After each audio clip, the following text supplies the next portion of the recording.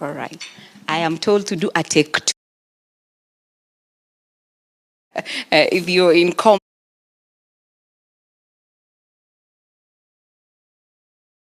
So good morning again, everybody. Happy to have you here. I just introduced myself as Mary Campbell, working with Kenya Human Rights Commission as the Economic and Social Justice Manager. And I was saying that we're happy to have you, especially because we have shifted the dates a number of times, inevitably, and including a very last-minute change of venue, for which we deeply apologize. So really glad that you could make it in the midst of all that. I think this is the most generous program that I'm interacting with. We've had a whole hour of breakfast, so I hope you have all grabbed breakfast. Have we? Right? Yes, and I think we're really on time. I just want to begin by giving you a very short overview of why we are here. Most of you have walked the journey with this study that we will be launching today. You have participated either as key informants or in one way or another. I'm very sure that you have had an interaction with the study, including, of course, the validation meeting that took place about 3 weeks ago. So the study is not new to you. And the conversation around revenue and royalty frameworks in the mining sector is one that has been raging for quite a while now. I remember these conversations about 5 or 6 years ago with Gladys Elizabeth Hakimadini when we were, starting the frameworks conversation and asking ourselves what can be done better to improve or to enhance the situation of revenue sharing frameworks, especially also in the absence of adequate legal frameworks, the implications of that on communities who are major stakeholders within the mining sector. That conversation has been there for a long time. Seeing the study come of age, for me, is a really great thing, because when we started by saying we need to have a major conference. Maybe that still needs to happen. We need to have a major conversation on the question of revenue and royalty, frameworks within the mining sector, the sharing of royalties and how they get to the communities. And I think the starting point now with the study is, I think the work is now cut out for us. With the study and the recommendations coming from there, the work is cut out for us. I will ask that we begin with a quick round of introductions, just so that we know who is in the room, so that when we are talking about the recommendations, we know who we will be following up with for what action points, and we will start from here. So name and where you work. Good morning. I'm Cornelius Odur. I'm with the Kenya Human Rights Commission. Good morning, all. My name is Annette Nerima with the Kenya Human Rights Commission. Good morning, all. My name is Furaha Charo, and I work for the Kenya Human Rights Commission. Good morning. I'm Elizabeth Kariuki, a consultant. Good morning, everyone. My name is Kash Jamin from Kwale Mining Alliance. Good morning, everyone. My name is Ivy Zilu with Transparency International Kenya. Good morning, everyone. My name is Lynette Mohula from Transparency International Kenya. Ladies and gentlemen, good morning. Hannah Wangombe here, Association of Women in Energy and Extractives in Kenya. Good morning. My name is Immaculate Mungai from Kwale, Interreligious Council of Kenya. Good morning. My name is Alaka Lugonzo, Oxfam. Jambo. My name is Muturi Wakamau from the Kenya Oil and Gas Working Group.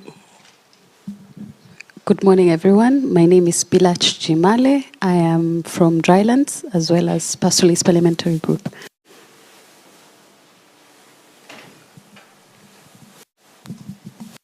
Good morning. I am Gladys Mongare, working with the Anglican Development Services. Good morning. Nobody answered. Good morning. My name is John Omenge. Worked in public service. now in private practice. Thank you. Good morning. Good morning. My name is Melissa Morangi. Where I work, I'm an advocate. I practice of the High Court of Kenya. My office is in Greenhouse, in Ngong Road, Adams Arcade. You're most welcome when you buy car, land. You don't have to have a case. Jambo, kwa majina ni David Onyancha. Natoka katika Wizara ya Madini, Uchumi Samawati na Masuala ya Bahari. Idara ya Madini. Mimi ni mkurugenzi wa utawala. Thank you. Good morning. With Davis Malombe Kichasi.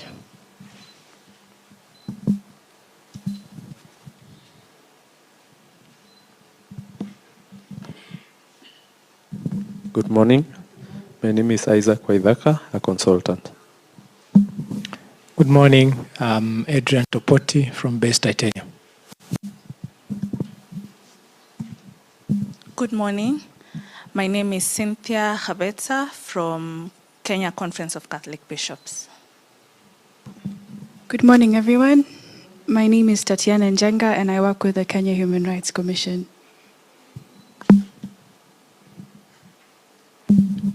Good morning, everyone. My name is Lennox Magara. I work for the Kenya Human Rights Commission.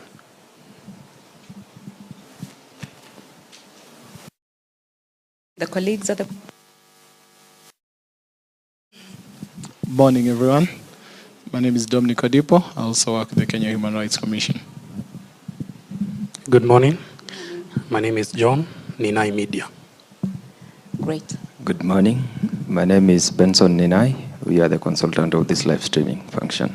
Thank you. Thank you, everybody, for the introductions. It's good to see that we have representation from the respective ministry. Of course, we have representation from business. And thank you very much, Adrian, for keeping it on with the space, even when sometimes shots are fired your way, like last time. So it's just good to see that you have been...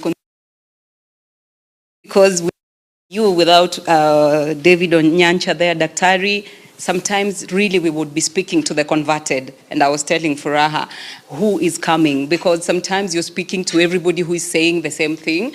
You're speaking to the converted and the conversation is not getting anywhere. So when you have the right people in the room, it helps to, just fast track the action points and what you need to push forward.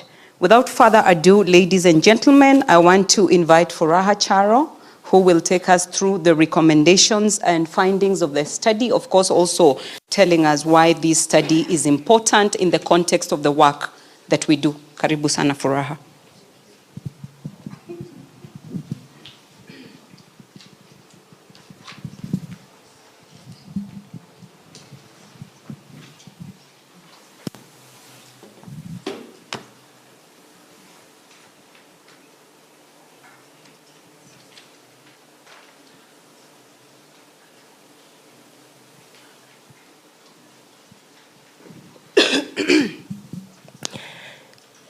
Yeah, so good morning once again. My name is Furaha Charo, and as earlier had introduced myself, I work for the Kenya Human Rights Commission. So I'll quickly provide a brief background of the study. So I'll do this with Isaac Waithaka, who was one of the consultants that really worked together during the study. So what is this study about? So basically the overview is that we know the mining sector has done quite a lot for the economy and has contributed to jobs, revenue, and also infrastructure because of the, the royalties and the very other many frameworks that we have with that position the mining sector as a key revenue generating sector of the economy. However, also we know that it also comes with some bit of risks, especially environmental and also social risks. And looking at the whole structure is that the issue around benefit sharing, because with mining being a main sector, one of the sectors, revenue generating sectors, is that also the conversation on benefit sharing mechanisms becomes very important, and especially for the Kenya Human Rights Commission, we are keen on inclusive benefit sharing mechanisms and also progressive management of mining sector revenues and royalties. And what we are really hoping out of this study, out of this meeting today, is that because this study is that the main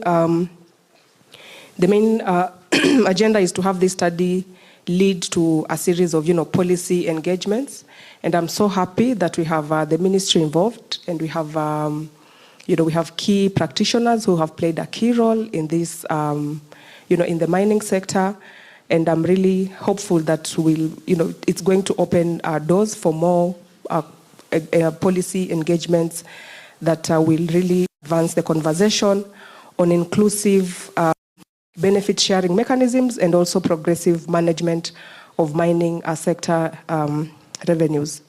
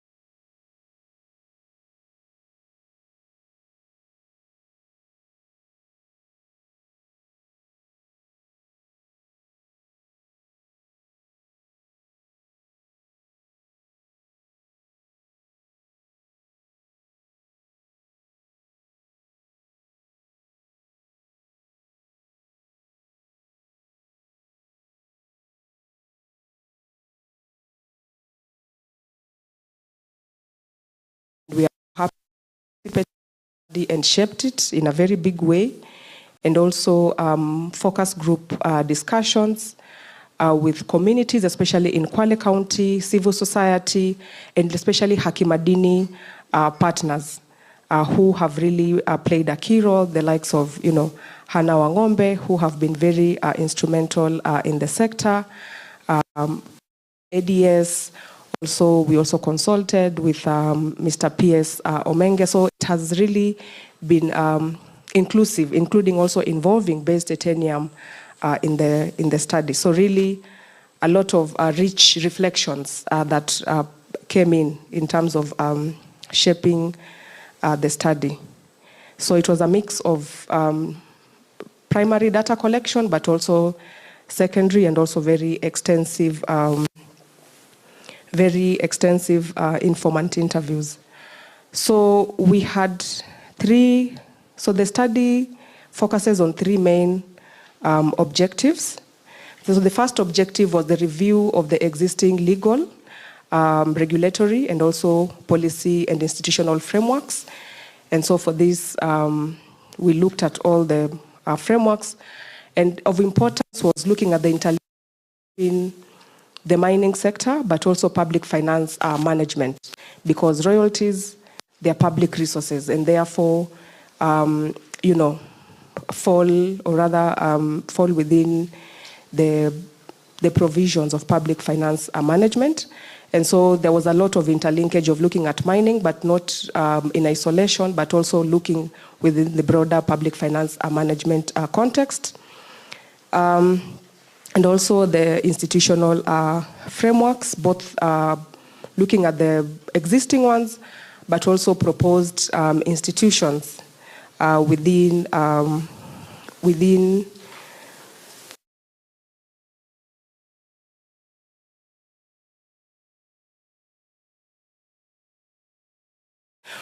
we also, the second objective was looking at international and also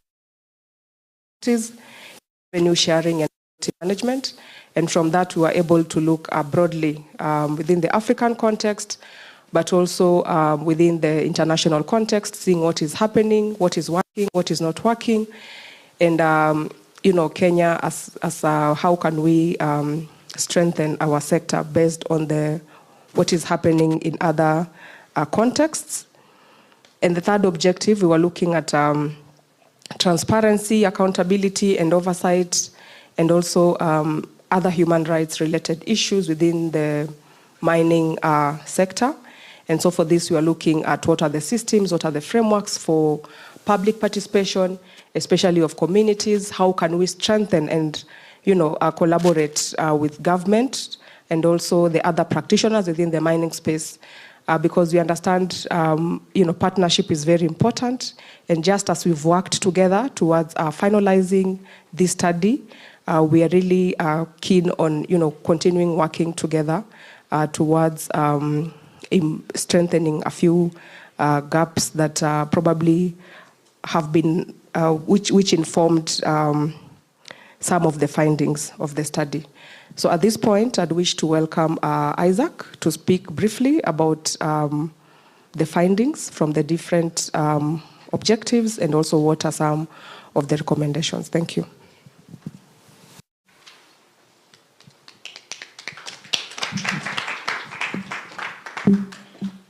Thank you, Fra.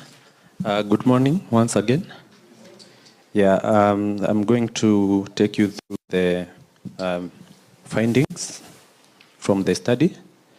And we are going through, based on the objectives that we have, the 3 objectives. So for objective 1, the review of legal, regulatory, and policy framework governing the mining industry in Kenya.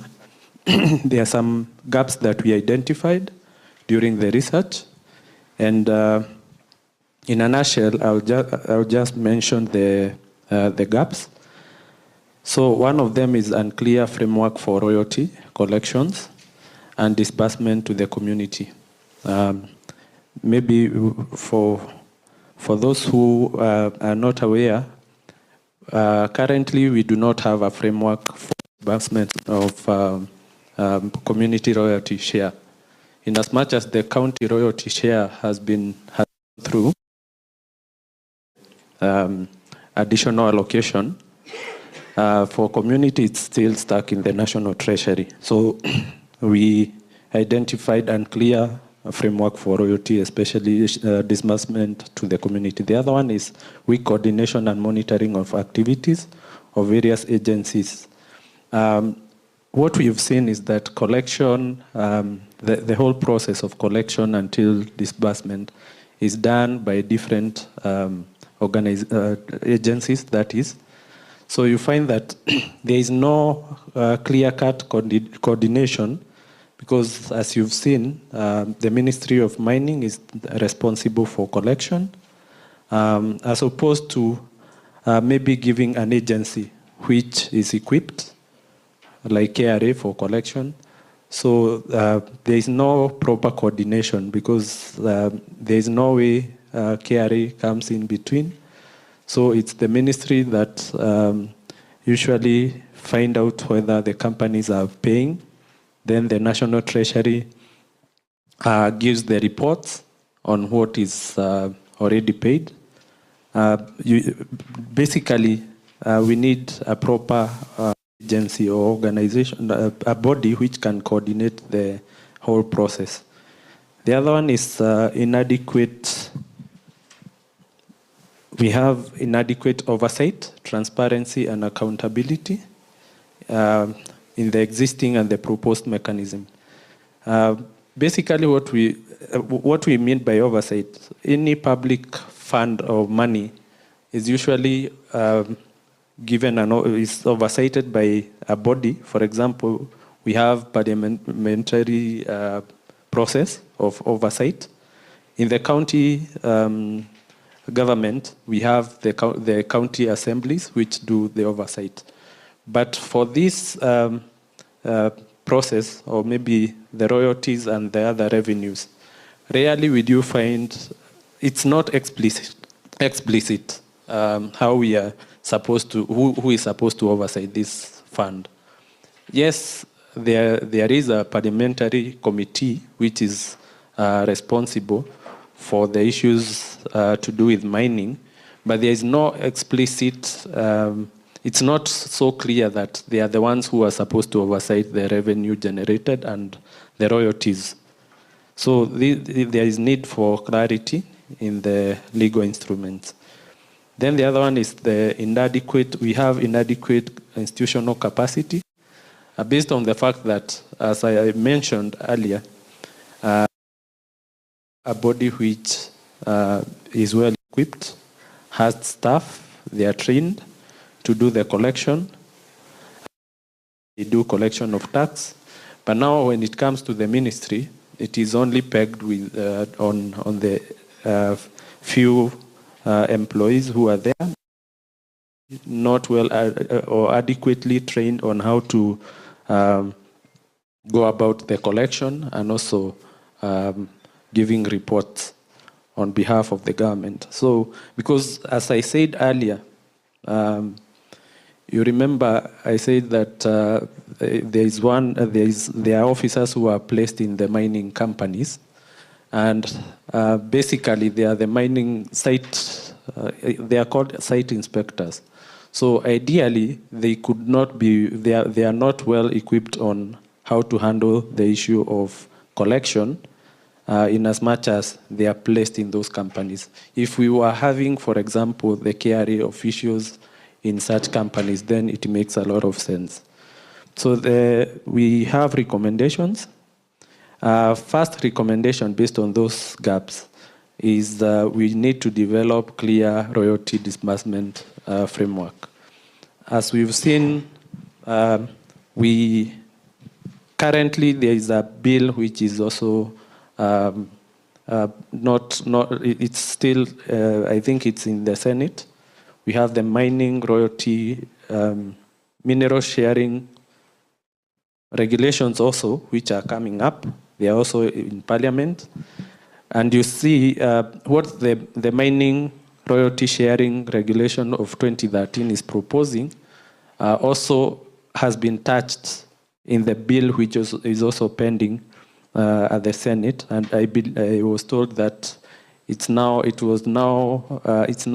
pending in the Parliament. I think it was forwarded to the Parliament. From the Senate, it went to the Parliament, and now it's stuck. You see, there is need to be clear royalty disbursement framework in those instruments. The county royalty disbursement is actually pegged on the county government additional allocation. And actually that is what was used by the National Treasury to disburse the 20%. But ideally, it is not conclusive, because ideally we need to do much more and to provide clarity. Because in as much as also we are saying that now we can release this, for example, the royalties to the counties, we are not actually saying what is supposed to be done by those royalties. What are they supposed to be used for? So there is need for clear guidance. And also, as we all know, we have the PFMA 2012 Act, which basically is about how funds for the national government and also the county government are supposed to be managed. We incorporate issues of communities. We do not see the Act providing for management of money which now goes to the community. So probably what we need to do is to do an amendment, because at the time when it came up, probably we did not conceive a situation whereby some money will now be released to the community. So there is need for us now maybe to do some amendment on the PFMA Act so that we incorporate the management of money that goes to the community. So the other issue is about harmonization of legal framework. Like I stated, we have the Mining Act, which gives an overview of probably how to disburse the royalty. And now we also have the Natural Resources Benefit Sharing Bill of 2022. In as much as it is so broad, it covers other issues which are not covered in the Mining Act. But you can see somehow the two instruments could have a conflict if there is no harmonization, because this one will talk about maybe disbursement, the way money is supposed to be disbursed. And the other one is also talking about how it is supposed to be disbursed. Why don't we have one instrument that is comprehensive enough? So harmonization is very important. So, and again, at this point, we would like maybe Hakimadini and KHRC to also speed up their advocacy on the process of finalizing of these bills.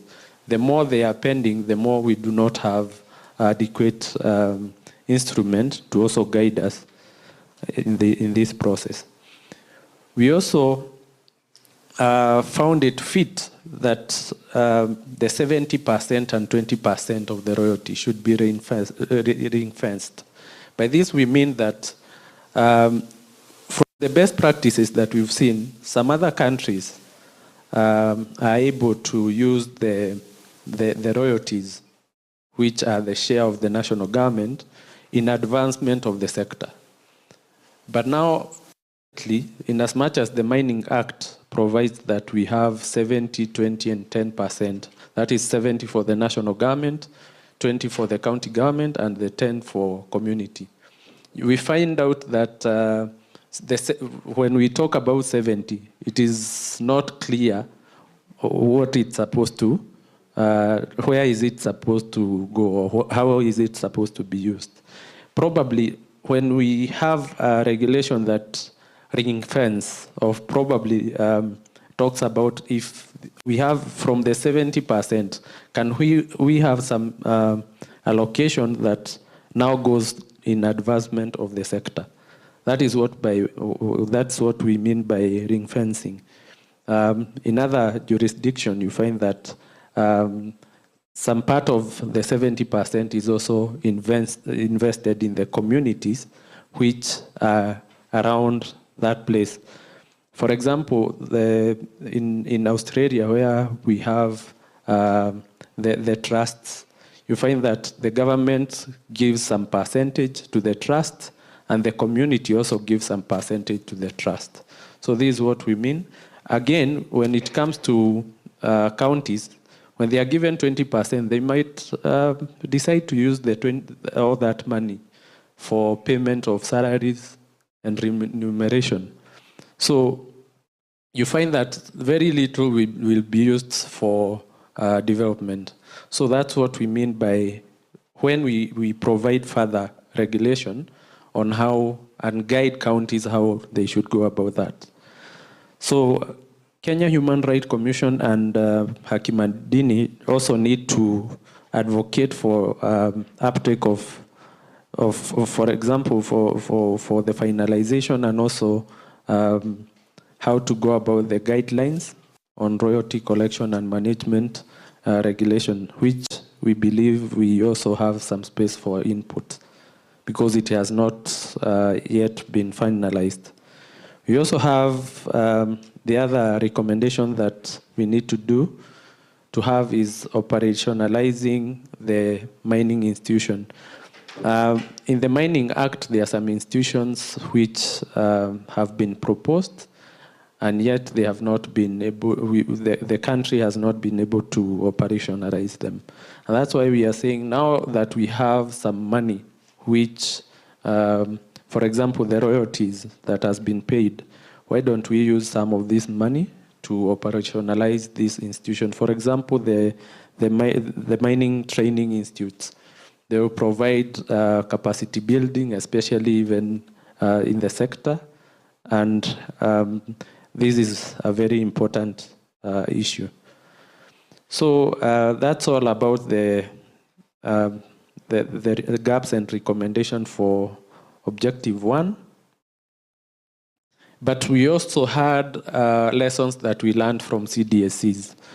Remember, Kwale, actually, it's one of the county that has benefited from these CDSCs, and it's actually being used as a case study. So for those who do not know CDSCs, they usually manage the 1% of the gross revenue from the mining companies. Therefore, Base Titanium is one of the, I think it's the only company that has been able to operationalize this. So we have some lessons that we learned from their operations. First, these CDSCs have been able to facilitate infrastructure projects and also development of other areas such as health.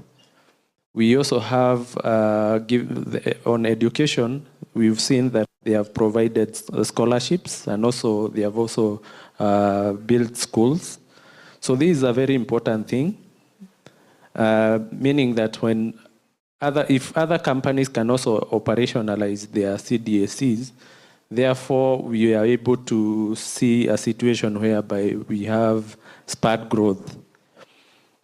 We also have, we have seen that Kwale CDSCs have trained staff.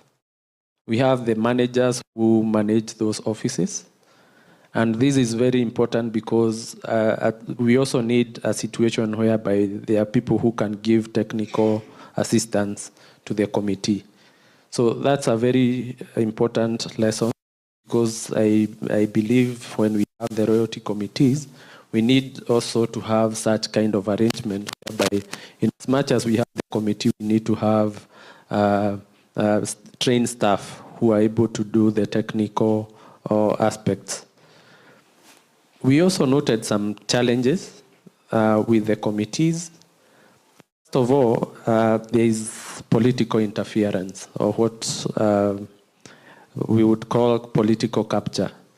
Remember the representation in the committee. For example, the governor has a representative, the MP has a representative, the MCA is there. At some point, they all have interest, political interest, and that's why you find that when it comes to prioritization of projects, at some point, you find that they are able to maneuver through their representatives. At some point, we found a case whereby a school is named after the governor, and you see it's a CDSC project. It's not their project. So that's what we call we found as a political challenge. It's one of the challenge. We also have high administration cost. Ideally, most of the funds, the administration fee is usually around 3%. But in this case, the administration fee goes up to 15%. You can imagine 15% is it's so huge. That money can be used for other development initiatives. So that is one of the aspects that we learned. We also, we cannot underscore the fact that there could be potential misuse of funds. By this we mean when this fund is left and without oversight, as I said earlier, most likely we are not able to follow through to see whether the funds have been used for the correct intended purpose. So that's why we need, and of course we also need transparency in the whole process. Again, when you look at the committees, the membership is not about the they are not merit during selection. It's about election. So members representing the community go through the process of election. And basically what that means, we can get a person in office because they are popular, not because they are merited. So those are some of the issues, and that's why even the representation itself, if you have people with technical capacity serving in the membership, then it becomes a problem even when it comes to understanding the issues around development and also prioritization of these projects. So those are some of the challenges. Some of these we need to firm up the regulations and also ensure that there is transparency and reporting mechanisms.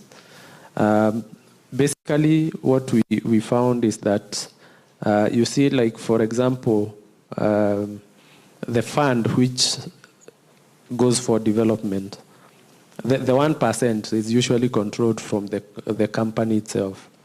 So it's not that they are controlled by the community per se. What we mean by this is that if we have a bad company, you know, we have good companies and bad companies. So how are we able to track how they are utilizing this money? So we need to ensure that in the regulation, if we talk about community money, why can't it be controlled by community? So such structures need to be clearly spelled in the legal instruments to avoid a situation whereby some companies will misuse this aspect by making sure that money is not utilized for intended purposes. And again, we also found that the audit of this money is done by the company itself. So, of course, there are some companies, the blue chip companies usually hire the qualified audit firms. But again, when we talk about public funds, why are they not subjected to the Auditor General? Because that is a very important aspect. So we need now to also firm up such issues. We need to also have an oversight. That money is supposed also to, they should be accountable to a particular body, be it Parliament. They should once in a while maybe report to Parliament how they utilize this money. That is just an example. But we should have. So those are some of the lessons that we learned from the operationalization of CDSC. Then objective number 2, we reviewed best practices, international and regional best practices in revenue sharing and royalty management. What I would say is that, you see, there are other countries that, and other jurisdictions that also have structures for sharing and also disbursement of royalties and other revenues. One of them is Papua New Guinea. Okay, maybe just to mention is that it should be very clear from collection up to the mechanism should be very clear. So what we found out is that at some point, especially in Kenya, when the mining companies are coming to, they start operation, there is minimal engagement of the community, which is not the same case as Papua New Guinea, where the country demands that the community should be consulted widely. And this is what we propose that maybe Kenya can adopt, especially when we are issuing licenses to this company. What we call social licensing. Social licensing is whereby the community has to agree and has to be on the same table, negotiation table with the government, so that their interests are well taken care of. So this is very clear in Papua New Guinea, and probably it's something that Kenya, we should also emulate. We also have the Australia model, where there is a land council, and the land council is also involved in the negotiation on behalf of the community. Remember, the benefits are more when community is involved, and you also minimize the circumstance or the situation whereby compensation will also be unfair. So, because some of the conflict that usually arises is on the compensation, resettlement, rehabilitation, those issues. But when from the onset we have an agreement and the community is largely represented, then we have a situation whereby we minimize a lot of conflict. Then we also noted that in Canada, there is what we call prior informed concept principle. All of the three countries have been able to utilize this, and I think Kenya can also emulate. Of course, we've provided other best practices in the main report. We also have the United States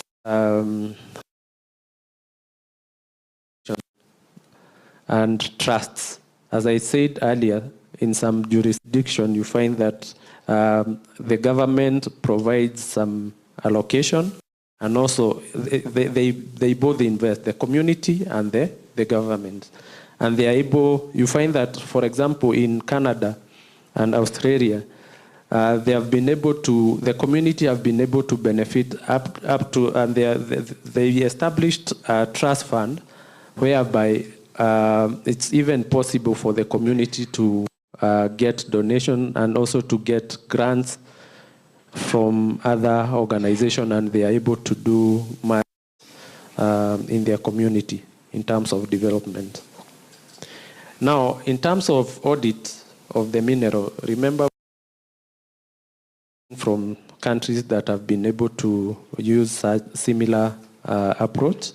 In Tanzania, we have the Mineral Audit Agency, and it was also proposed in Kenya in the policy. Basically, what happens in Tanzania, this agency is able to enforce royalties and taxes. The same thing can be done by the proposed institution in Kenya, so that it can provide proper audit from the point of mining and also at the point of sale. This way, we are able now to see. For example, in Tanzania, when they instituted this, they started. This agency started operation in 2010, and they were able to see growth in terms of revenue that was generated. So that is about the best practices. We also, of course, we have even Ghana, which has similar arrangement, and Mozambique. So maybe I also need to highlight about the benefit sharing. It usually occurs in different areas. For example, during the extraction. During the extraction, some of the issues that arise is about the compensation. Compensation, settlement, and those are some of the issues that arises. Then when it comes to awarding and resource extraction, of course, the community is concerned about the local content. By local content, we mean that are they able to take advantage of the businesses? Are they able to also be engaged in the procurement process? For example, if there are tenders to be given to this local community, this is where they benefit. Because the main company doesn't has some other, for example, let's say if they are building structures. Some companies, local companies can be engaged maybe to supply sand and other materials. The issue of employment comes in handy. Most of the local community, they will benefit from now employment, whether it's skilled or unskilled. The other issue is about the technology and skills transfer. You find that most of this, especially when we have large-scale mining operations, some of the technologies are new to us, and we have some engineers, of course, from Kenya, but probably they are not well equipped. So this is where now technology transfer happens and skill transfer. We have their expatriates coming to Kenya, and then we also incorporate our locals to also learn from the expatriates. And then when they leave, we have our local people who are now skilled. So that is an area where also the community benefit. And of course, we cannot, there is the fact of infrastructural development. So when it comes to now revenue collection, this is where now some of the benefit that usually comes is, for example, through the CDAs, Community Development Agreement. For example, the way we have 1% of the revenue, gross revenue. We also have royalties, and that's why we are now talking about the revenue such as royalties. And of course, the CSR, the corporate social responsibilities. Of course, now the sharing, for example, in Kenya, we have three parties involved. We have the national government gets its own share, we have the counties, and we have the communities. When it comes to spending, when we have proper mechanisms such as foundation and trust, then it becomes very easy for the government and also the community to also benefit through these funds. Now, on Objective 3, we have the Objective 3, we have transparency, accountability, oversight, and human rights issues. I would begin by the issue of human rights. So we found that there are several issues on human rights that were touched. First of all, there is no clear guideline on compensation and resettlement of the people around the mining areas.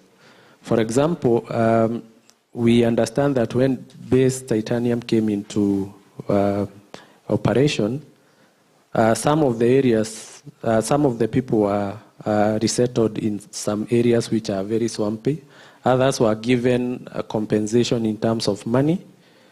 And you see, if it's not well guided, you find that in as much as we are also giving compensation, there is we cannot clearly say that they are fair compensation.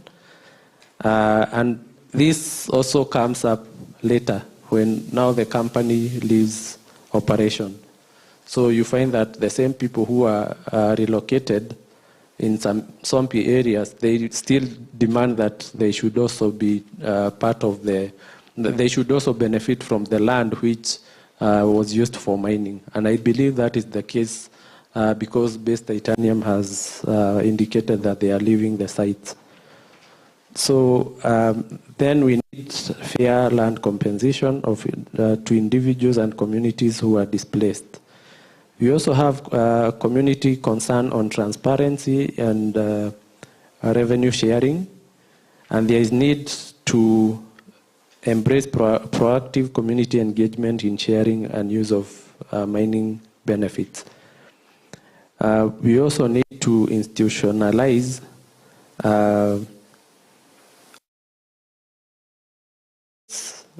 conduct of the mining companies.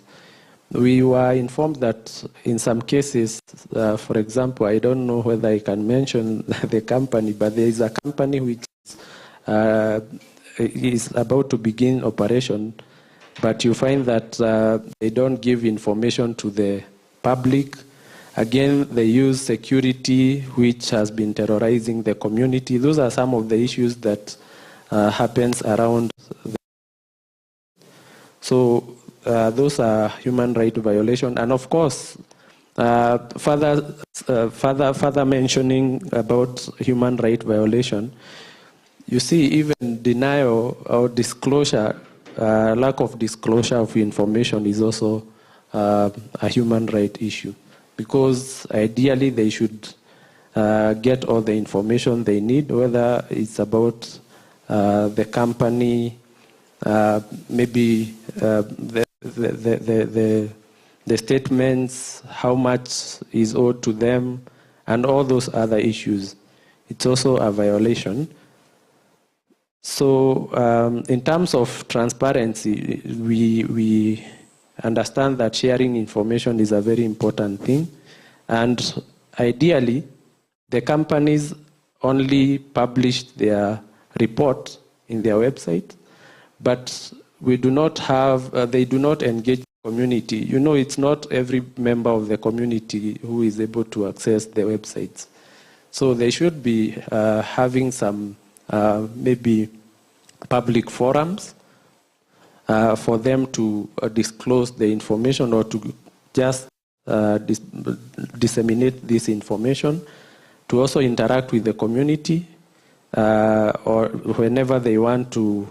For example, if they want to come up with CSR activities, you see, at some point they don't involve the communities, maybe to ensure that they get the priority areas. They just come up with projects of the issues, because you can provide a project which the community. We also, because some of the areas we could not cover based on the scope of this research, we also came up with further research areas where KHRC, Hakimadini can also concentrate on. For example, one of them is comparing revenue generated from large-scale mining companies and artisanal mining across different counties. We understand that some of the counties get a lot from the small miners than others which have large-scale mining. We need now to see what could be the issue around that. The other one is about examining established process for royalty collection in Kenya. We also came up with another area where KHRC can also concentrate on reviewing compensation and resettlement framework for residents in potential mining areas in Kenya. KHRC and Hakimadini can also conduct fact-finding research on human rights violations in mining regions to find out the disparities and maybe what can be done. That is just a brief on the 3 objectives and the recommendations that we came up. But I think I had forgotten to mention the objectives. The legal and regulatory framework that we fit to, which can fit, which talks about the revenue and the royalty share. Ideally, review of some of the instruments that we have, like the Mining Act of 2016. Of course, the Constitution of Kenya 2010 talks much about the principles of public finance and other issues, which now guides the utilization and also maybe the disbursement of royalties. We also have the Mining and Mineral Policy of 2016. We have the Mining Act of 2016. The Natural Resources Benefit Sharing of 2022. We also have the Mining Community Development Agreement Regulations of 2017, which now give CDSCs the power they gave birth to CDSCs and their operationalization. We also have the proposed mining mineral royalty sharing regulation of 2013, which we have said that the civil societies can also spearhead the process of advocacy on how to finalize these bills. We also have the Public Finance Management Act. Of course, we cannot do away with Public Procurement and Disposal Act of 2015, because ideally it guides on how to procure goods and services, and ideally that is how the money for royalties and also the 1% is utilized.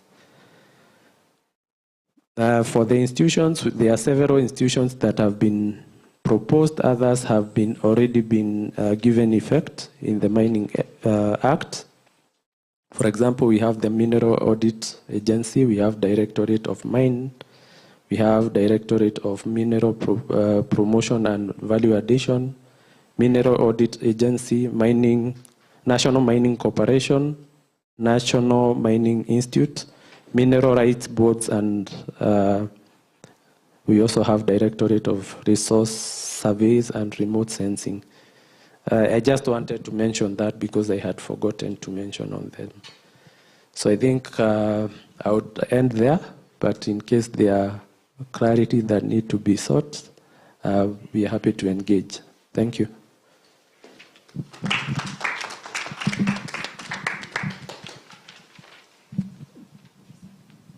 Thank you very much, Furaha and Daniel, for that very insightful session.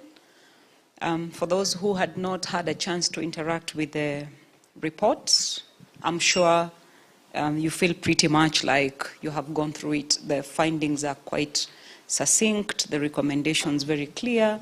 I'm sure you're at a better place. I think the challenges have been clearly elucidated, and I do not want to regurgitate over them. But to think about what, a lack of adequate frameworks for, sharing of these frameworks has meant, especially to communities, I think it's really massive to reflect on that. From 2016 to 2022, the Treasury said they were holding about 460 million that was accrued from the mining sector and owed to the communities. And it was because there was not, adequate modalities for how these royalties would reach the communities. So that is the magnitude of what Daniel and Furaha have presented. To imagine what 460 million can do to communities that are grappling with so many issues around, education, health, roads, water, and access to many other basic economic and social services. I think it's mind-blowing, and I do not want to belabor that any further. We're going to have a very able team of discussants that will reflect on that report some more. The report, but also the political nuances around the situation in the just the whole conversation that we're having this morning. That session will be led by my colleague, Anna, who is our program manager for the inclusion and political justice area.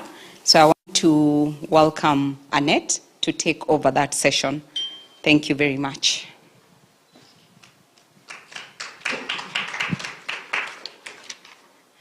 Thank you, Mary, and well done to Isaac and Furaha for the presentation on findings and recommendation of this report. Good morning, ladies and gentlemen. I think for me, reflecting a bit on this report, I would say it's a timely one because we are looking at a hybrid report. As Mary says, you are freeing two birds with one stone. So we are looking at both the royalties and also the revenue aspect. So this is really, really critical, and I believe it's also a value add to the sector. I have a small task here to moderate a session where I'll be presenting to you a few people I would call eminent persons in the sector to reflect on the report. And so we have 5 of them on our list. I'll just be presenting, sharing with you their bios, and also giving them maximum 10 minutes to give their reflections on the same. So our first speaker is the Chief Executive Officer of the Association for Women in Energy and Extractives in Kenya. She holds a Bachelor of Science in Economics from Daystar University and a Master's in International Finance and Economic Development from the University of Kent, that's in the UK. So this lady is a force to reckon with in this sector. She is a sought after. I call her a pundit in this sector because she has more than 10 years of experience in the energy and extractive sector and has made great contributions in the extractive industry in Kenya around issues of artisanal small-scale mining and socio-economic effects on large-scale mining on indigenous communities. Ladies and gentlemen, let's welcome Hannah Wangombe to share with us.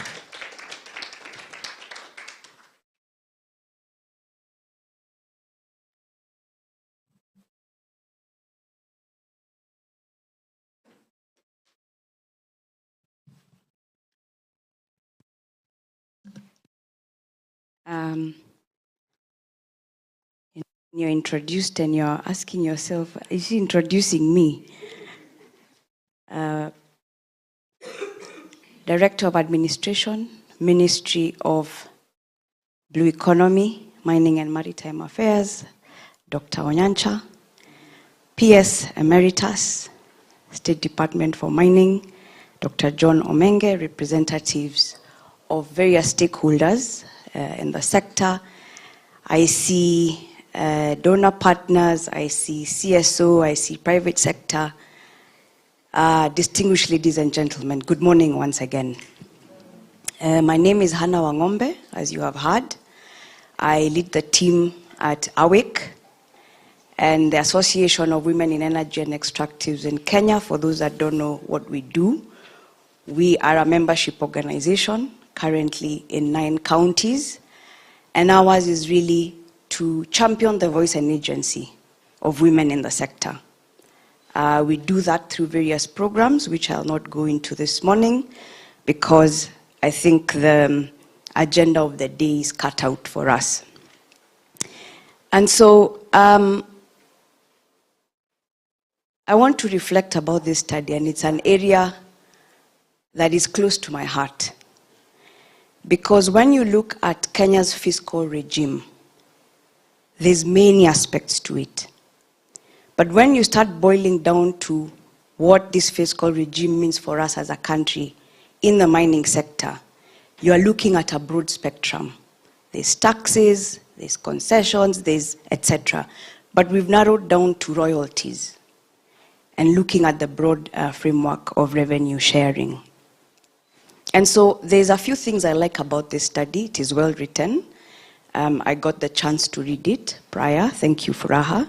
And also to acknowledge the work that went into it. The KHRC team, Isaac, and for purpose of full disclosure, I know Isaac. He's a researcher we've worked with in the past. He worked for government.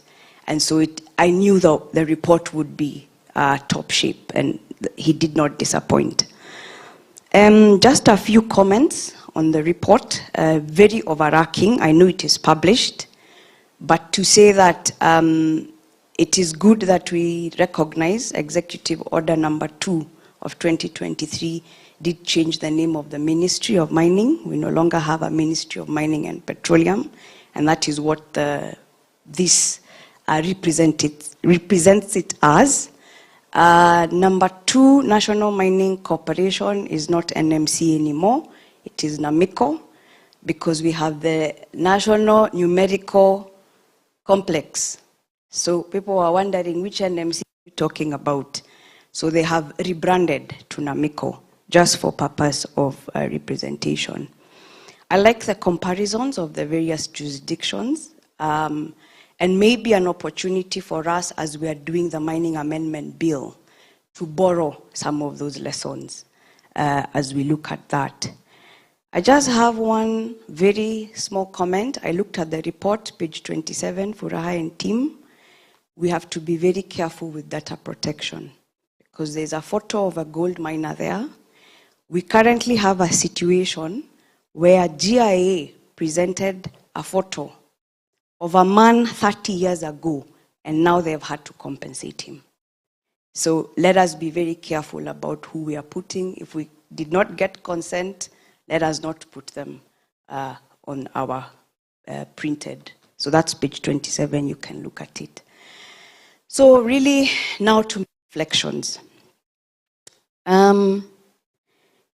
It took us 76 years to get a Mining Act, 1940 to 2016. And I was asking myself, and probably those that have been in the ministry longer, where were the royalties being paid? Is there a historical background around the mining was happening, isn't it? Was mining happening? So what is the history of those royalties, of companies that existed prior to 2016? Where is the data? Where do we collect it from historically? And I don't want to mention companies, but it's to say companies that have been doing Magadi Soda and the Bamburis have been in existence for very many years. Were they paying royalties? I don't have an answer. So now in 2016, we get the framework. And we have decided it's 70-20-10, as you all know. But it only until 2024 that we are saying there is money held in Treasury, 7 billion worth, that has never been dispersed because of lack of a framework. So you ask yourself, it is only this year that county money has been allocated. Kwale County, which is the topic of discussion here as a case study, has been allocated 1.1 billion Kenya shillings. Taita Taveta, 640 million. These, according to the Gazette notice, are unallocated funds. What this means is that the county can choose what it wishes to do with that money. And so what are we saying if we are really going to put together a framework that is going to benefit our country and communities? Let's not even discuss the issue of community framework. And those that are in the room remember, when National Treasury gave us their framework for disbursing these royalties, we sat down as Haki Madini. And if I show you what they had proposed from Treasury to community, there were going to be 7 bank accounts. 7 of money passing, money being removed. And so I remember our memoranda that we submitted really did give highlights. And I wish we had presented some of that because it's very contextual to what has happened. And I think some of the recommendations were taken up, and that is how the county has been disbursed. The county 20% has been disbursed. I'm asking myself, are we short of a legal framework? Or is it looking at what is existing and reviewing it? Do we need a new framework? And I think it's a conversation we in the room as stakeholders need to have. I don't know, as of yesterday, the Natural Sharing Bill was kicked out of Parliament in its second reading. And of course, it had its challenges, but now being thrown out, what does it mean for us? There's another, the Climate Change Act is also proposing royalties. So how are we going to harmonize? Who do we need to sit down on the table and say, listen, the Mining Act is already proposing X, but there's many other legislation coming around that is not harmonized to what is already in place. And I think for me, this is a key advocacy point to say, let us harmonize what it is we are saying around royalties. Let us make the assumption that we now have the framework, even communities can get the 10%. It's one of the objectives this study sought to answer. How are we going to track and trace and monitor? For instance, because I wear the hat of gender, the key, if you look at Kakamega and Taita Taveta counties, which are mining counties, they are also leading in rape and defilement cases. The issue of sexual and gender-based violence in those counties is real because it's the work we do as AWIC. Can we have, even as we are saying ring fencing, affirmative action funds towards ensuring that some of these vices or these social issues are addressed at community level? Because it's going to be money that now people will, there'll be a lot of interest around it. But where is the money going and who will trace? I know the Mining Amendment Bill is proposing mining revenue, an authority to do oversight.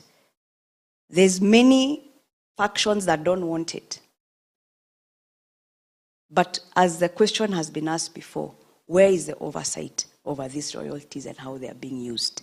It can be any other vehicle, but there is no oversight over this. I also feel that one thing that we don't do very well as a country is data. And it was one thing I had hoped to see in the report. So when you say royalties, is it possible to unpack what royalties are coming from large-scale mining? Because we have several of them. How much of that is coming from small-scale mining? We have them that are in iron ore and other industrial minerals. They are there. And because this report is giving further areas of research on tracking artisanal royalties, which is already a hurdle because they are not formalized. So how are you going to track artisanal royalties? So when right now we are saying sale of gemstones by artisans, when it's raw, it has a certain percentage. When they value add, it is 1%. So who is tracking that? Where is the data? Then that way we really can compare what we are saying across the various, if you like, tiers of mining. But I like what the government is doing with artisanal and small-scale mining and encouraging them to formalize through the cooperatives. And probably that will be one way we can track, because these are marketing cooperatives. That is how they are built to work. And probably through the cooperatives we'll be able to track those royalties. Another area that I feel that would be part of future areas of study is the issues of looking at political economy around the matter. Because as you've already heard, the political interference, CDAs particularly, it's an area that a bit more thrashing in terms of research. And lastly, ladies and gentlemen, the issue of gender has not been covered in any way, shape or form. And unfortunately, as a sector, it is always an afterthought. Hey, where are the issues of gender? And so I'd have wanted to see that unpacked.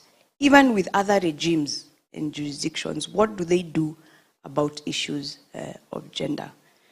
I want to thank you for listening. How many minutes did I take, Annette? I'm sure I'm within my 10 minutes. Thank you very much.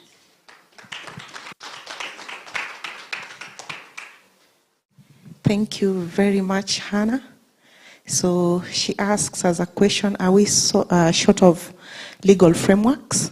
So that's food for thought as a team that is present here, and the need for harmonization of those frameworks. That is really, really critical, and thanks for also pointing us to the future areas of study. So to the next discussant, when you talk about the extractive industry, so I would confidently say this is a cup of tea for her.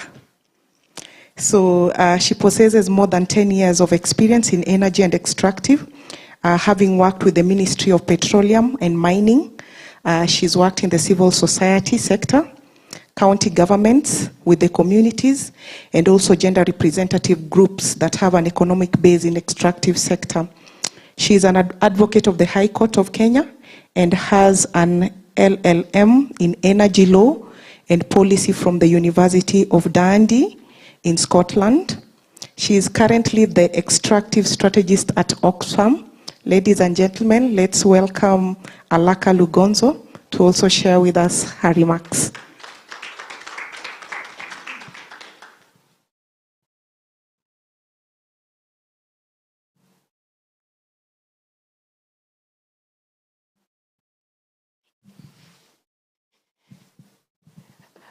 Well, following Hannah is such a challenge, gosh. So while she was speaking, I had to tick off a lot of the things that I was going to say. And I have remained with a few things. Asanteni sana for this. So I think before I say something small, I think I have to acknowledge the consultants that worked on this. As I was reading the report last night and I got now the physical copy, I think it's very reflective of the work that we do in the sector, and a lot of the work that we do in the sector is trying to find opportunities for us to put enough information outside there for people who are interacting with the sector to understand how the sector is. We acknowledge how complex the sector is. We also acknowledge that it's very few people who understand the linkages between whether it is the money element of the sector, or whether there's a community element of the sector, or how do you come into the sector? Because a lot of conversations that I even have with, if you're meeting people and you explain to them that you're in this sector, they're like, how did you get into this sector? Why did you get into this sector, and how complex it is? So I think also I'll say a bit about the work that we do at Oxfam, and I think it'll dovetail into my notes. I think our model of working right now is advocating, for rights of the communities, but we do understand how complex the communities are, because for them these issues are a livelihood issue. These issues are how they interact with what gets onto the table, and that is a matter of food or paying of school fees, etc. So we who are interacting with this sector from a very policy angle, from a very complex angle, from a very governance angle, we fail to bring in the very communities that we work with and we work for at the table. So I think number one for me is, as I was reading this, the challenges and gaps that really struck out for me is reflecting on the institutional and the community-led frameworks that are coming out with this report.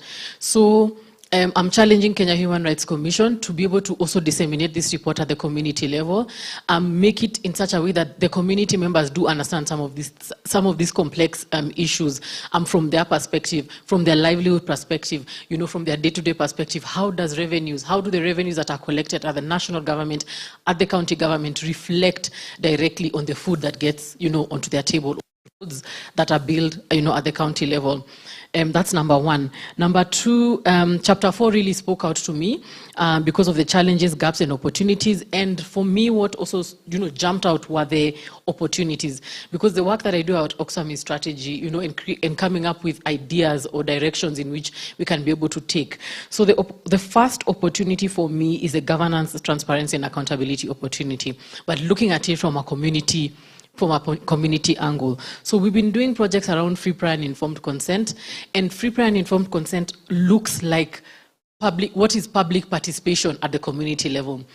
Up here, we're looking at it from more government has put out, say, for example, a bill that they want to work on, or they've put out an initiative and they're going to look at things like town halls in which they want to address the people.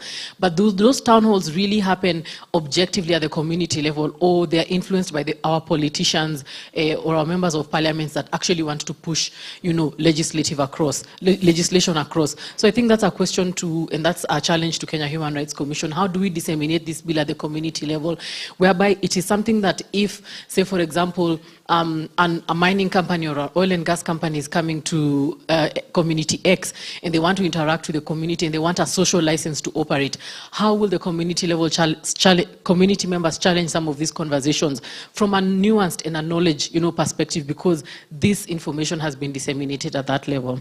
Number two, it's connecting the dots. I think that for me is a very good opportunity. As I said, this is a money issue. This is a revenue issue.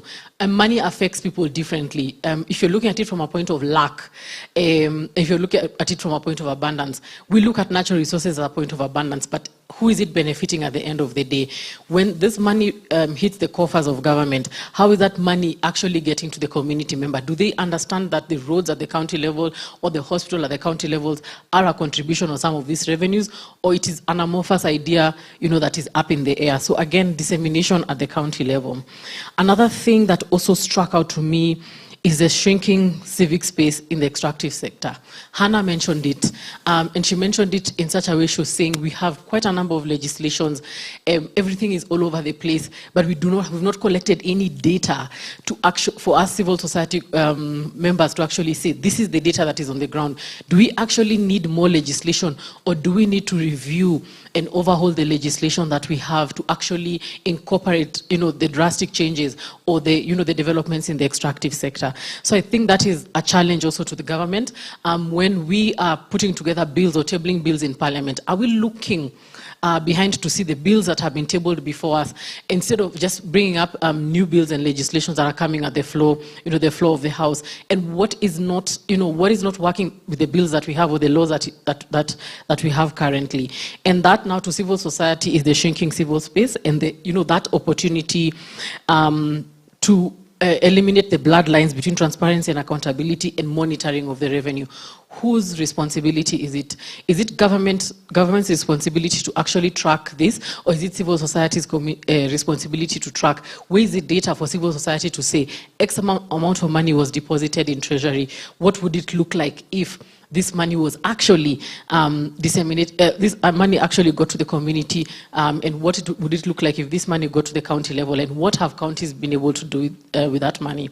Another thing that jumped out to me was, and I think I mentioned it previously, and I think I'll mention it here, what is the role of the company in terms of issues around development, quote unquote?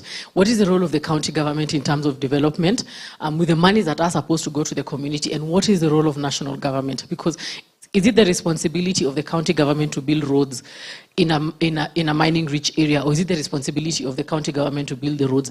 Where is the line? Are we replicating some of these issues? Because then at that point, if the mining company is there for 10, 20 years, is it the responsibility to build the road, or the county government to build the roads? Where are these legislations that holds county governments accountable, etc.? So it's the bloodlines between the transparency and the accountability and the monitoring. Number two is the building of coalitions. I think this report gives us a good opportunity to build coalitions of diverse stakeholders. We are living in an era of energy transition, the net zero agenda, and we cannot fail to have those conversations. All those agendas and those initiatives need financing, and they need money to actually move from point A to point B. So in Kenya, in terms of the shrinking civil space, the civic space, I think it's important for us to build coalitions that have diverse stakeholders in the sector. We are not bringing in multilateral organizations. We are not bringing in organizations that deal with financing, because they are the ones that could be able to guide us as civil society to understand how to follow the money. So how I looked at it is creating the linkage between the value of the land, the value of what is found in the land, and then following the money, and then figuring out what revenue needs to go elsewhere. That is a money conversation. We do have these conversations more at a policy level. We do have these conversations at a transparency level, but we as civil society a lot of times shy away from the money conversations. where is the money? How do we follow the money? How do we attach value to these natural resources? That's a challenge to you, and that's a challenge to Haki Madini, that is currently working in building the coalition space in the sector. Where is the money? How do we follow the money, and how do we leverage the value of the resources that we have? And the last and final thing is multi-stakeholder initiatives. I think we're in such a prime period in which we need to, to reach out to our development partners, and also we need to reach out to government, and we need to carry them from the beginning. A lot of times as civil society, we sit here and we do such good initiatives. We do have the opportunities, to tap into, the work the community is doing, and we create some of these initiatives that are good. We put out studies, we collect data, but we bring in other organizations at the very end. Can we at least have more multi-stakeholder initiatives, or drives, whereby government is involved in the beginning, whereby we can tap into the expertise of our regional partners, of our development partners, the IMFs, the AMDCs, the EITIs from the very beginning, and not bringing them at the end to validate some of these studies that we are doing. So I think for me that really stood out. I would like to thank Furaha and the team for doing this on behalf of Oxfam and the Accountable Governance team, who are actually, who are leading this work, and they were not able to be here. Thank you very much. This is a really good report. Good job. Thank you. Thank you very much, Alaka, for your sentiments, emphasizing on the fact that community needs to come on board. We should ensure as Kenya Human Rights Commission and also the Haki Madini, because this is also in partnership with the coalition, that the report is disseminated to community members in a consumption manner, or in a manner that they are able to consume, but also emphasizing the fact that we need transparency, accountability, and tracking of resources, basically integrating the PFM element to the extractive industry, looking at the issues of allocation, spending, and also monitoring and oversighting of the resources in the sector. But also importantly, you mentioned the issue of responsibilities in regards to development. That's between the county government, national government, and also the company, the mining companies in these different counties. Thank you very much. So we move to the next discussant. I'll invite Dr. Davis Onyancha. Dr. David Onyancha. He is the Director of Administration at the Ministry of Mining. He is a prolific professional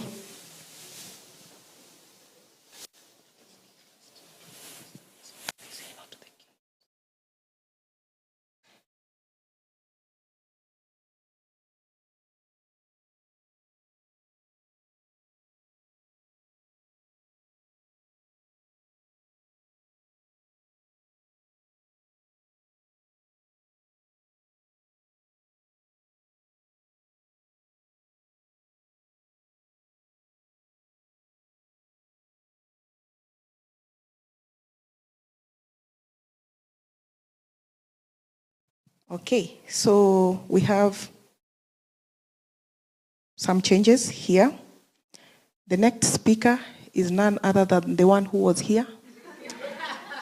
So I'm going to invite Mr. Davis Malombe. He is the Executive Director of the Kenya Human Rights Commission. So Davis is a distinguished political scientist specializing in matters governance. He has a career spanning 25 years. Those are many years, right? So I'm talking of a pundit.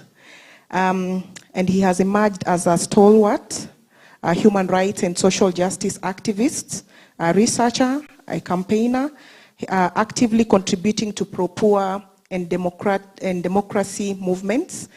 He is a dedicated human rights advocate and serves on numerous boards on leadership and leadership groups within progressive social and civil society organizations and coalitions. His expertise covers critical areas of human rights and policy advocacy, civic actions, movement building, transitional justice, forced migration, land and resource governance, electoral governance, democratic justice, strategic management, organizational, it's many things. So without a shadow of doubt, he is a pundit in the governance and human rights sector. So Davis Karibu, you have 10 minutes to share with us your reflection on the report.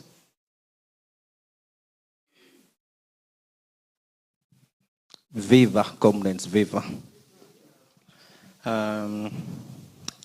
Hey, Annette. I was not very sure who you were talking about. So I made a request to have my friend Onyanja to speak after our sector people, because he comes from the government. I think the things he might need to respond to, and then from there he invites our keynote speaker. So thank you so much for the colleagues who have spoken before me. Extremely insightful conversations.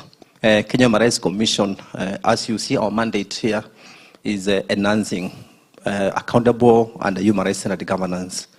So, and that is the conversation we bring into this space in terms of pushing the human rights agenda around natural resources, and also the accountability questions, which I think have emerged from this study.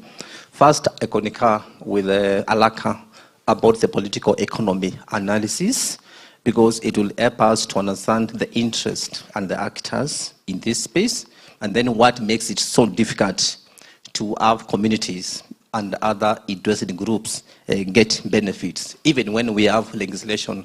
Because I think that is part of the biggest problem we have in this country. We have very progressive laws and policies, but I think execution becomes the problem because we don't ask political questions about what interests make some of these governance frameworks impossible to implement. So I think a study or an understanding of those kind of dynamics, I think, would be an interesting area for both the state and also the civil society through Akimandini. The report, of course, it has so many human rights questions, some of which have been raised in terms of the right to information, participation, remedies, and also inclusion and development. And I think we need to have a conversation in terms of what development basically means in this context and also in other sectors of governance. If you look at the UN Declaration on the Right to Development, it's very clear. It's about meaningful and active participation of communities and also accrual of benefit from those kind of processes. So when it comes to communities, and this goes back to the political economy analysis, which the previous colleagues have talked about, I think the issue of political capture, I think the idea of having political class was to provide a framework where harmonization of programs can be realized. Because an MP as a CDF, there's also a governance fund. So there are so many resources at the level of counties and communities where therefore you need these leaders to be part of those conversations. So that there's also, we don't end up with duplication of projects as indicated in the report. So that has not been realized. So from the policy point of view, Bwana David, how do we resolve that conversation where we ensure coordination of the different actors and the resources from the government so that there's no duplication, but also again so that there's also no capture? We have been in other communities, like in Kitui, which were doing mapping, which have been doing natural resource governance. Mining has been happening. And then there was a situation whereby the chair of the CDA ended up becoming a member of parliament. And then it became messy in terms of even holding them to account when it comes to compensation. The other aspects we need to deal with this, and this has been introduced when we are talking about public finance. I think when it comes to, we need to have a multi-sectoral approach to this conversation. And I think we can start by doing issues mapping and stakeholders mapping, and then creating the linkages. Why I'm saying this also, because this area also has land justice questions, which means then you cannot handle this without bringing on board National Land Commission. again, there's a whole human rights violations question, which then you cannot address without bringing Kenya National Commission on Human Rights. The report talks about a lot of corruption, where resource governance has also opportunities of entrenching corruption, illicit financial flows, funding terrorism, and a whole manner of criminal activities. So how do we deal with that without also bringing the Ethics and the Anti-Corruption Commission on board? And of course, there has been a discussion about other oversight mechanisms within Parliament. So we are not going, therefore, to address all the dynamics and the underlying issues if we don't do serious issues and act as mapping, both within the civil society and also within the government. Because it is only by doing so we'll be able to deal with all the issues across the board. And the question of also many laws and policies can also be addressed in this, because the land question is also addressed in the Land Policy, in the Land Act, and other frameworks. The public finance question is also addressed in all the other frameworks. So I think we need to have a more collective way of looking into this sector and then looking at different issues, who is responsible. There is also the question about the main institutions which are yet to be operationalized. And one of the issues I raised in the last meeting where we were doing validation, and I think the researcher was proposing some of the resources should be used to institutionalize those organizations in the government. And this is also something the government needs to deal with. How come we are proposing like almost 8 institutions within the same sector? So I think that is also going to bring more crisis in terms of harmonization and also accountability. And we also end up also using a lot of money in operational affairs. Right now, the government is even complaining about using a lot of money to fund the people's salaries and other operations. So in the legal framework, is there a way of harmonizing some of those issues? Actually, I looked at the report. We are talking about 8 to 10. And these are the ones who are specifically mining. We are not talking about now the other institutions whose mandate have a bearing on mining from the other sectors. So I think if we don't deal with this, we'll end up with the same governance and the management problems which are being raised in the report. The other issue which has been raised in the report and which has never been resolved is about this question of benefit sharing. There has never been a process of dealing with it within the entire mining programming. So we come to it in different phases. And this is, I think, part of where corruption comes in and also lack of accountability. I think KJC has been working in this area for more than 20 years. And I remember one of the questions we have been asking, even in the past instances, even when companies are doing explorations, there are so many resources which are found in that context. Who accounts for them?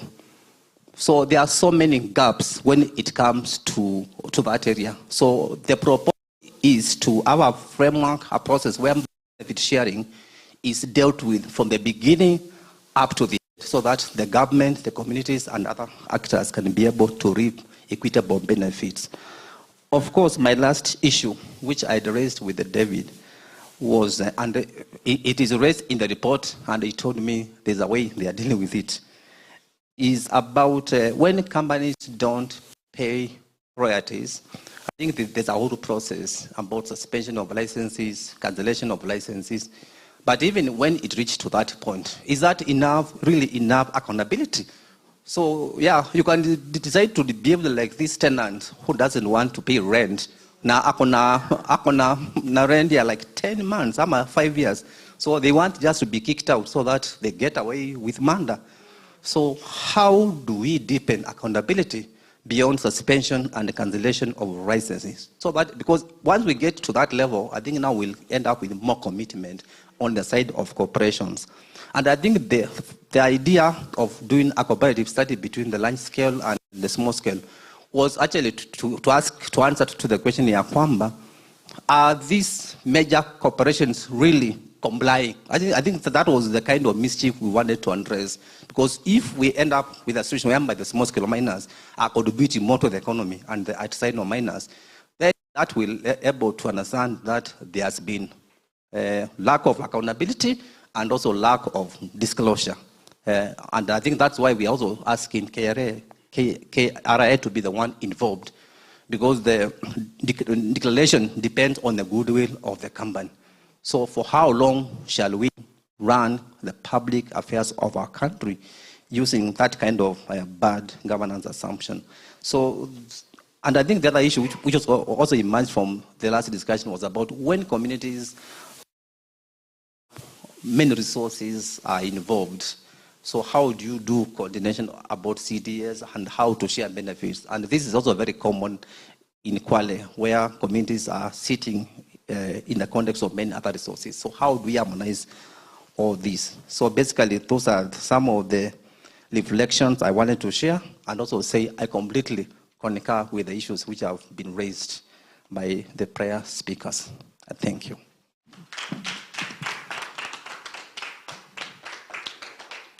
Thank you very much, Davis, for the invaluable contribution. Key takeaways is that when you talk about the extractive industry, a multi-sectorial approach should be adopted where we bring on board other critical sectors, such as the public finance management, the land, the issues of sectors such as the Kenya National Commission on Human Rights, because we have the human rights issues as well coming up. Talking of corruption, the institutions such as EACC should be brought on board. And this is then a question posed to Daktari, Dr. David Onyancha. I think as you come, this is a hot seat. It's a speaking opportunity, but also a hot seat for you, or a hot standing position, because you will be answering some of the questions, because Davis also asks, how do we deepen accountability beyond suspension and cancellation of licenses from those companies that have failed to perhaps adhere to the regulations? So at this juncture, I want to invite you, Daktari, and perhaps before you come, just to read the bio. You are currently the Director of Administration at the Ministry of Mining.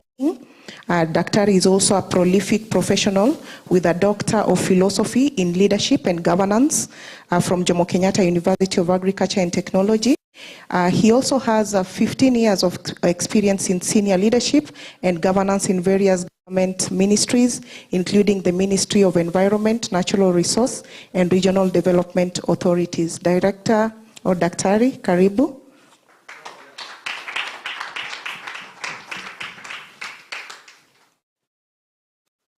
Thank you very much, my sister. I'm amazed at where you get this information. My senior is here, Dr. Menge. My classmate and friend, Davis Marombe, we were at the University of Nairobi, pursuing masters in public administration and political science. I have 27 years of service in this government. I have not been awarded the doctorate. I'm still a student at the JKUAT in leadership and governance. I learned a lot when I was with Brother Davis. I wanted to join KNHSRC. So I'm an activist in government.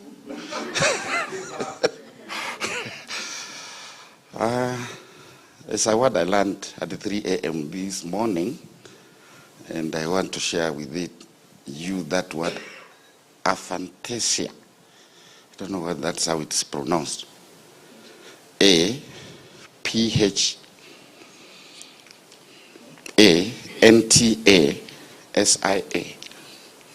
Who is your friend? And you can get the meaning if it is found its way there. The sector called mining in government has been moving from one area to another. And when time comes for my senior to talk, in government we are very, very aware of the pecking order. so I cannot say a lot when PS is here. I will just highlight issues, because when he comes here, he will clarify most of those things. I want to tell you that the moratorium that was imposed in the sector in 2019 had ramifications which we are addressing after its lifting in October 3rd last year. And we have embarked on a process of reforming the sector, and we are very happy that the National Human Rights Commission has picked the discussion and engagement to bring such a report. I want to pick on my sister who used the right word. The mining sector is a complexity. It's a sector that we must navigate carefully.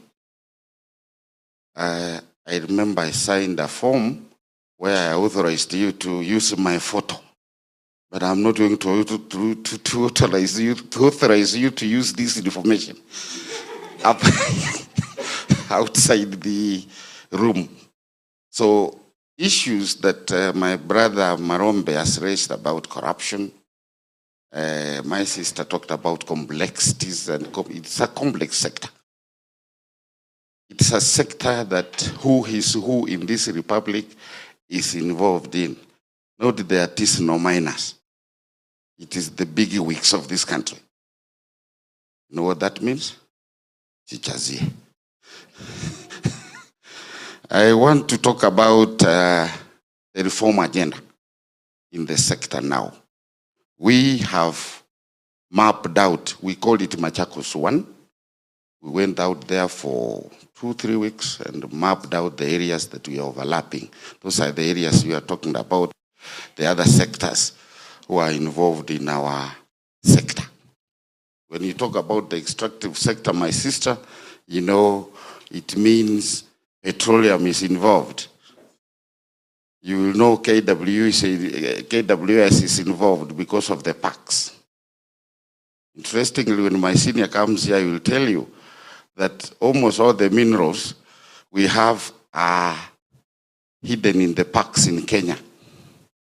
Malombe will tell you the PACs, most of them are found in the dry areas of this country. So the resources of this country are in the drier parts of this country. So we need to further that conversation. We need to address those issues as they come. Currently, we are having a presidential working group on the mining in the parks. So we wait for the outcome, which will inform us on the way forward. Coming to areas, for example, I learned this morning about social licensing. We are addressing it, but we have not put it in the legal framework which we are working on. I will authoritatively tell you that we have set aside about 100 million for addressing legal issues. And our legal department is well staffed. We are working closely with the AG and the DPP and the other agencies, especially the draftsmen who are almost camping in the sector to help us to address those issues as they are raised. On my mission this morning was to come and listen and harvest the ideas. So my challenge to the team that did this wonderful job is to have the report delivered in your delivery book to the State Department for mining, so that we are able to now mine the ideas, the areas that you have suggested that we address.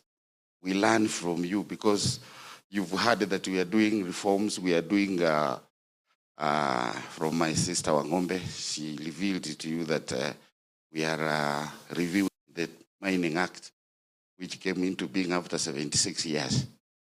And for information, the Mining Act 2016 is no longer Mining Act 2016.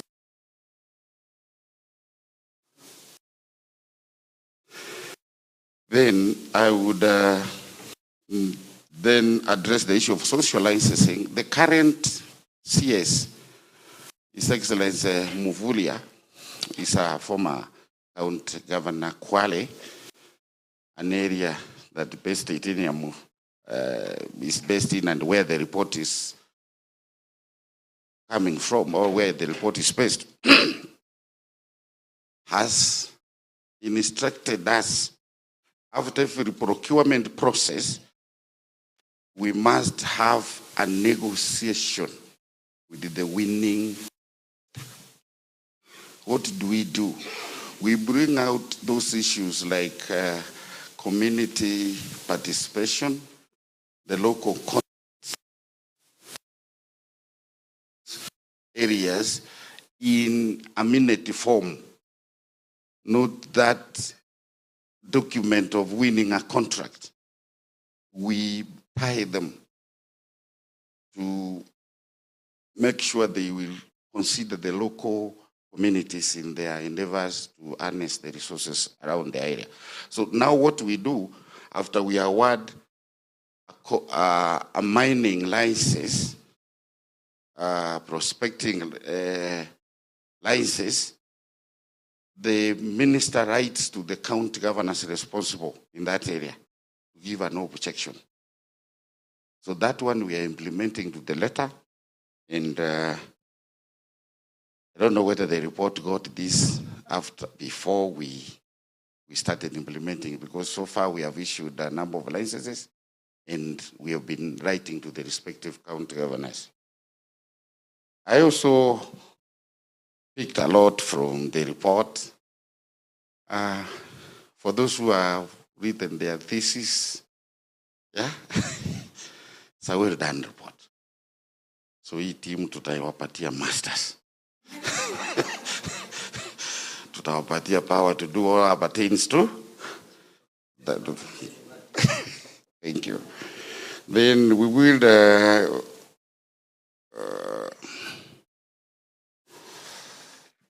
I picked up issues on the suggestion about a body to get the royalties.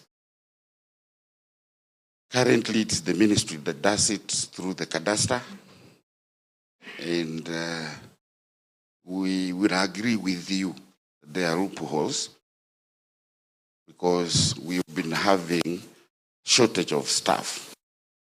Government has allowed us now to recruit around 368 staff, new staff, and interviews will be conducted. We have advertised, we've been allocated the resources. Perhaps, P.S. Omenge, when you were there, given to you by government were $1 billion. Now we are doing around 3.7 billion. The issue of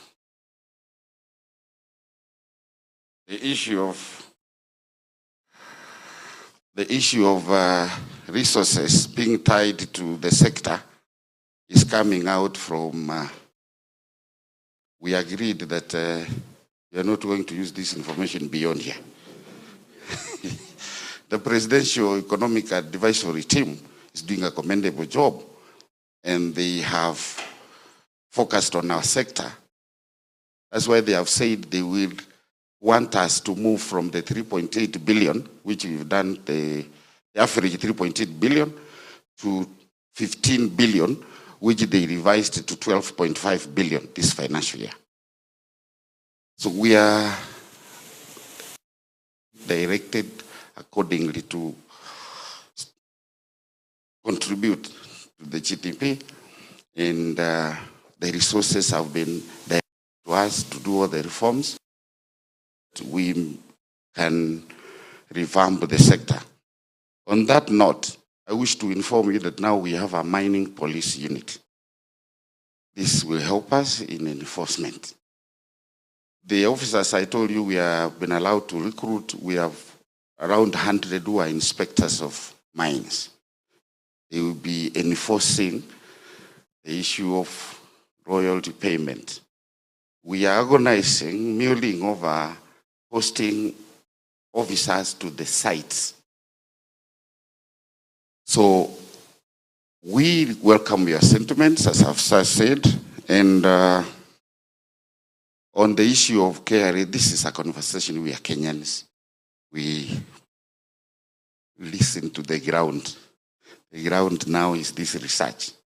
So we would borrow, those of you who are my age will remember that when this guy of immediate former, this military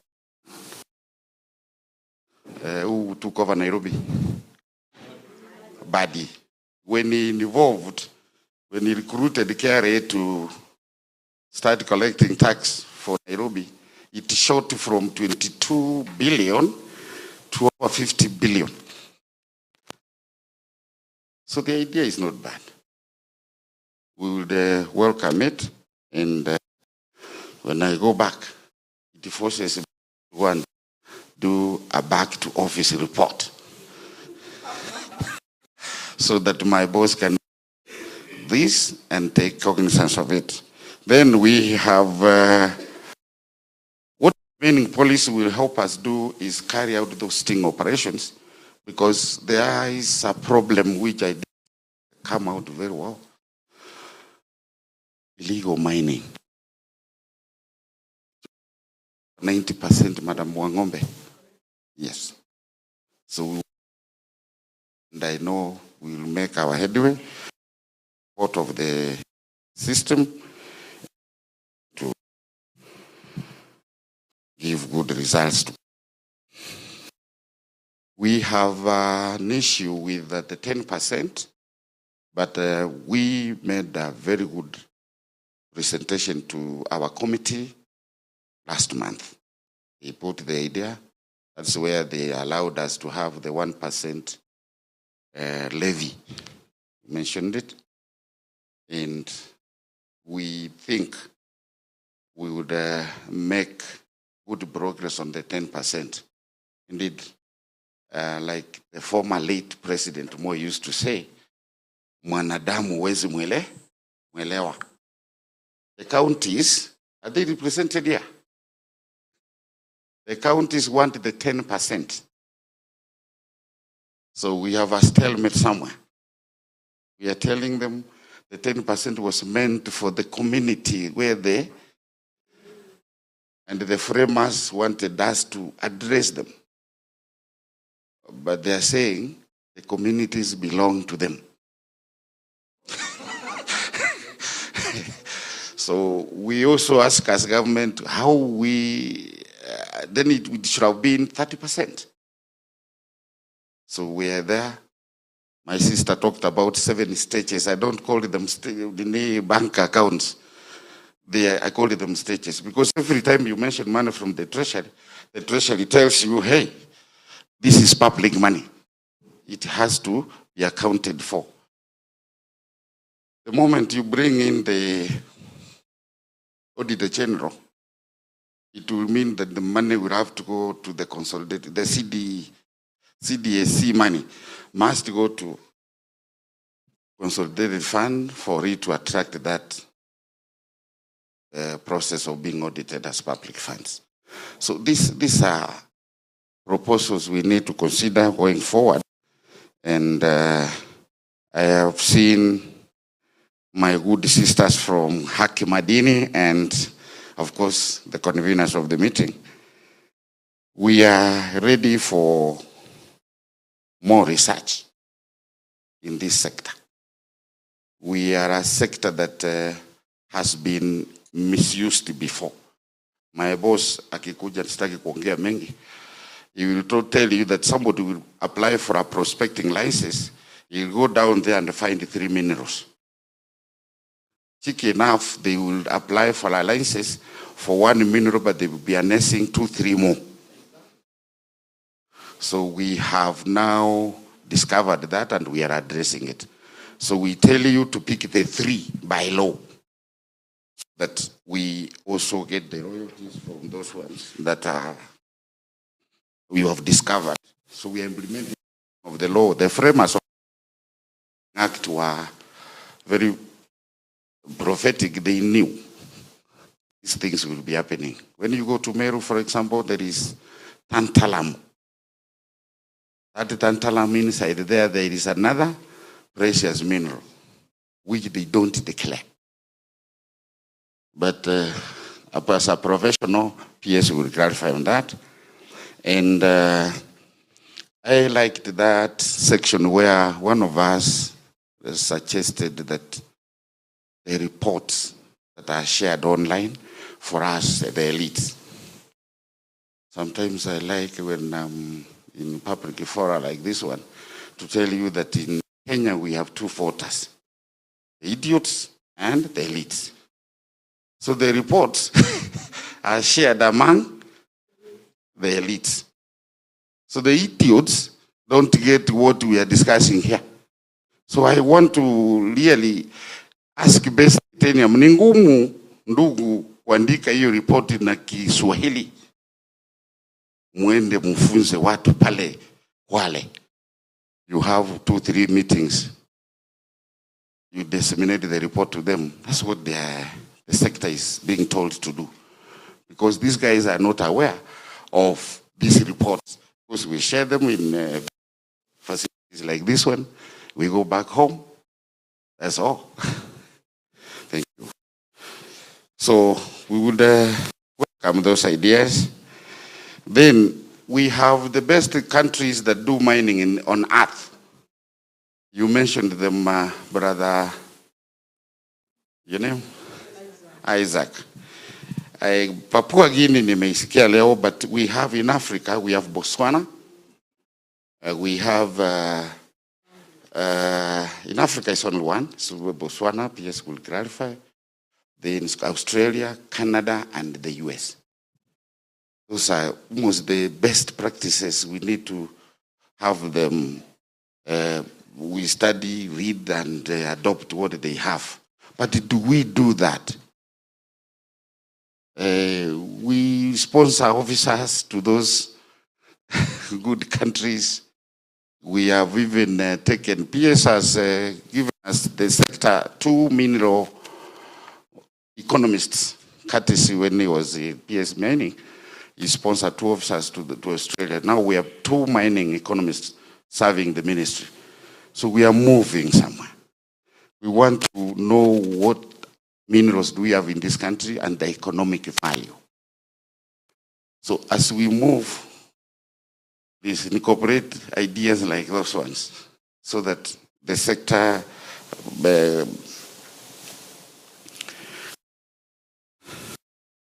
from your research. Tanzania, we've been there 3 months ago. Our team visited Stamiko.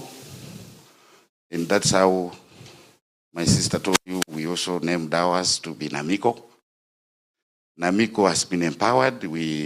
From a parity budget of 29 million, they now have over 400 million. So we have wind them. They are no longer in the ministry headquarters. They have their offices elsewhere now. And soon they have done recruitment. That recruitment, before you run your payroll, have you recruited? So they run payroll twice. Now we have wind them. They can go do the son, a very powerful son, the best. GSK, one of them is ours. CRB. We have started paying them fiat for public service.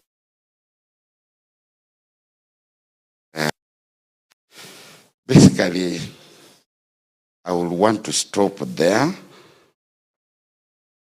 and take this opportunity. But before I do that, there are 2 keywords I picked: inclusivity and progressive. Believe you me, when I go back, I want the sector to adopt them. We hear you. What happened with the royalties before 2016? But we are sorry, we apologize to Kenya. Kenyans at around probably time. Their monies have been lying at the treasury without doing anything. And you know, that is a lot of money. It's a lot of money indeed, but the sector is addressing them. Now, allow me at this juncture, I don't have the bio for my boss. Please come and do that work as I stand next to you.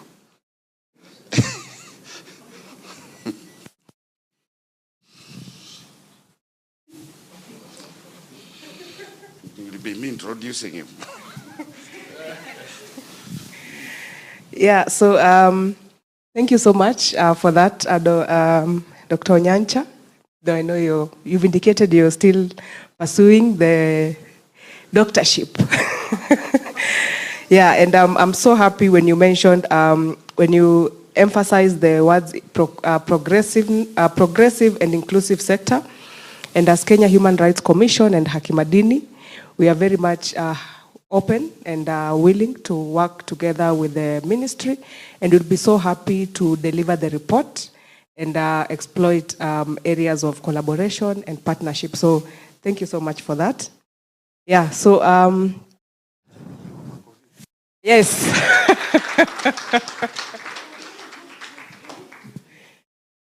Yes.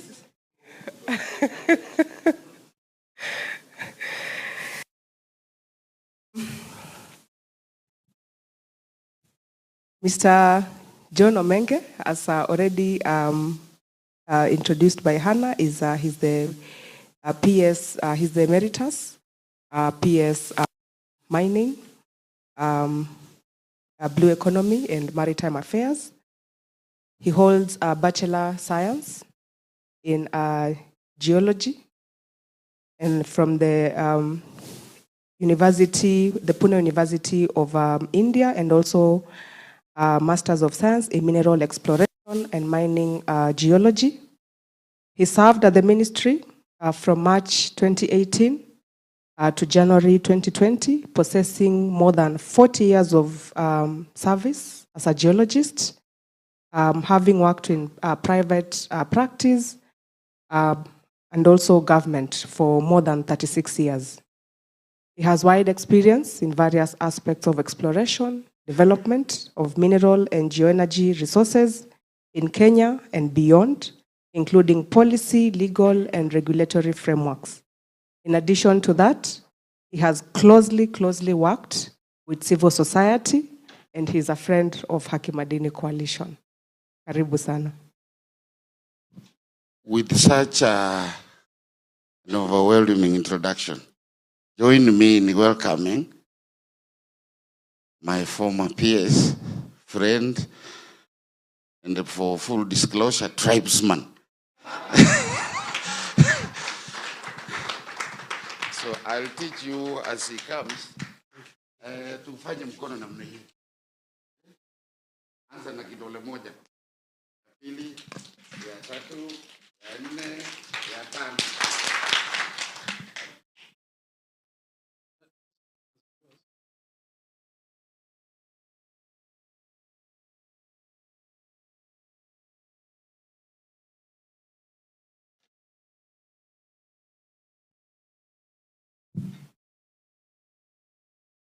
Is it still morning or it's in the afternoon now? We are in the afternoon. Okay, so good afternoon, everybody.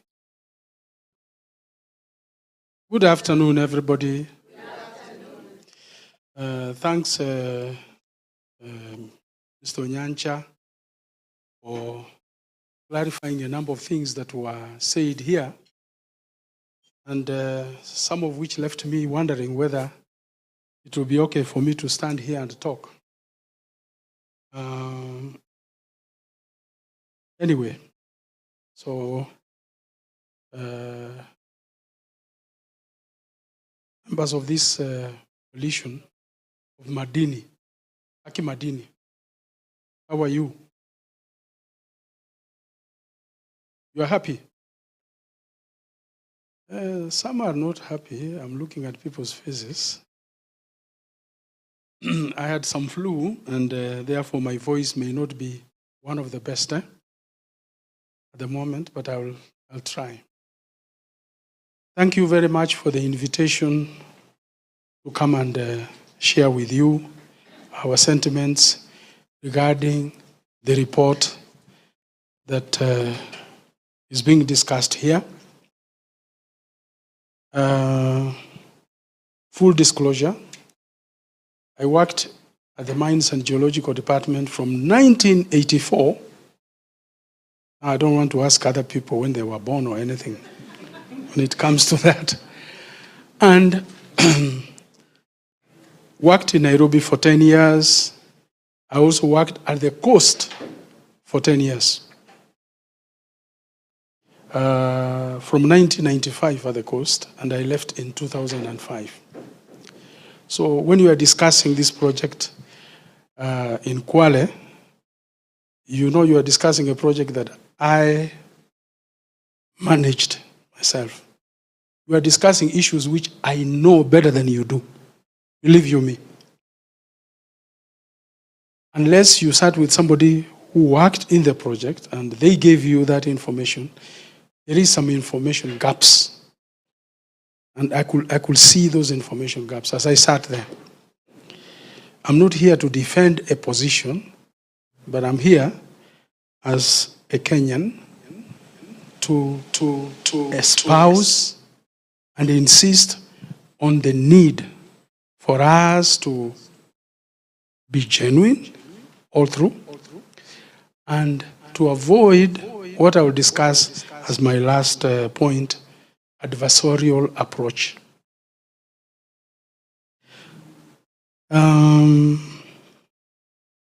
So after leaving the coast and coming back to Nairobi, I worked for another 4 years at Madini House, and then I went to the Ministry of Energy on appointment as chief geologist, and I worked there for another 10 years. So I left the Ministry of Energy after having risen in the ranks to Secretary for Geoexploration on being appointed Principal Secretary for Mining in 2018. The reforms that Mr. Nyancha was talking about, quite a number started also during our time at State Department for Mining. So I do know them. And I'm very excited when he responded and he said and clarified certain things that many people don't know, but actually which need to find their way in now, so that we are no longer working at cross purposes as Kenya, but that we work in uniformity, in conformity. We deal with issues as issues. We grow and we create value for what we have as a nation. So I want to congratulate the team for the work that you have done, which has led to this meeting. And to thank you for inviting us to come and share with you. Kenya National Human Rights Commission. It's Kenya National Human Rights Commission. Kenya Human Rights Commission. You see, there are two Kenya Human Rights Commissions. There's the national one and there's this one. So the Kenya Human Rights Commission, which is actually the civil society one, you've done a good job, working, of course, with the rest of the people who are in the basket, Haki Madini. I believe that we are here for three key things today. The first one is to exchange and have a common understanding of what is actually happening in the country, what has happened, and what needs to happen as we go forward. Two, I also believe that we are here because we want to have a common approach as to how we will deal with issues in this, our country, which we so much love. And therefore, anything that is going to enable us take those approaches will be good.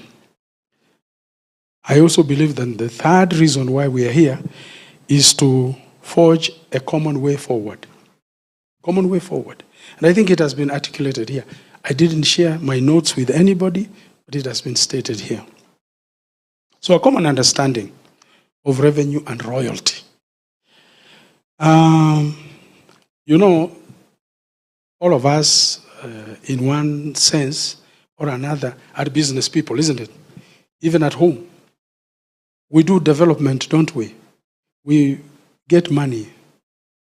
So, when we talk of revenue and royalty, which are the two key things that we are discussing in this, in the report and in this meeting, then we need to say, okay, so what is this revenue then? What is this revenue?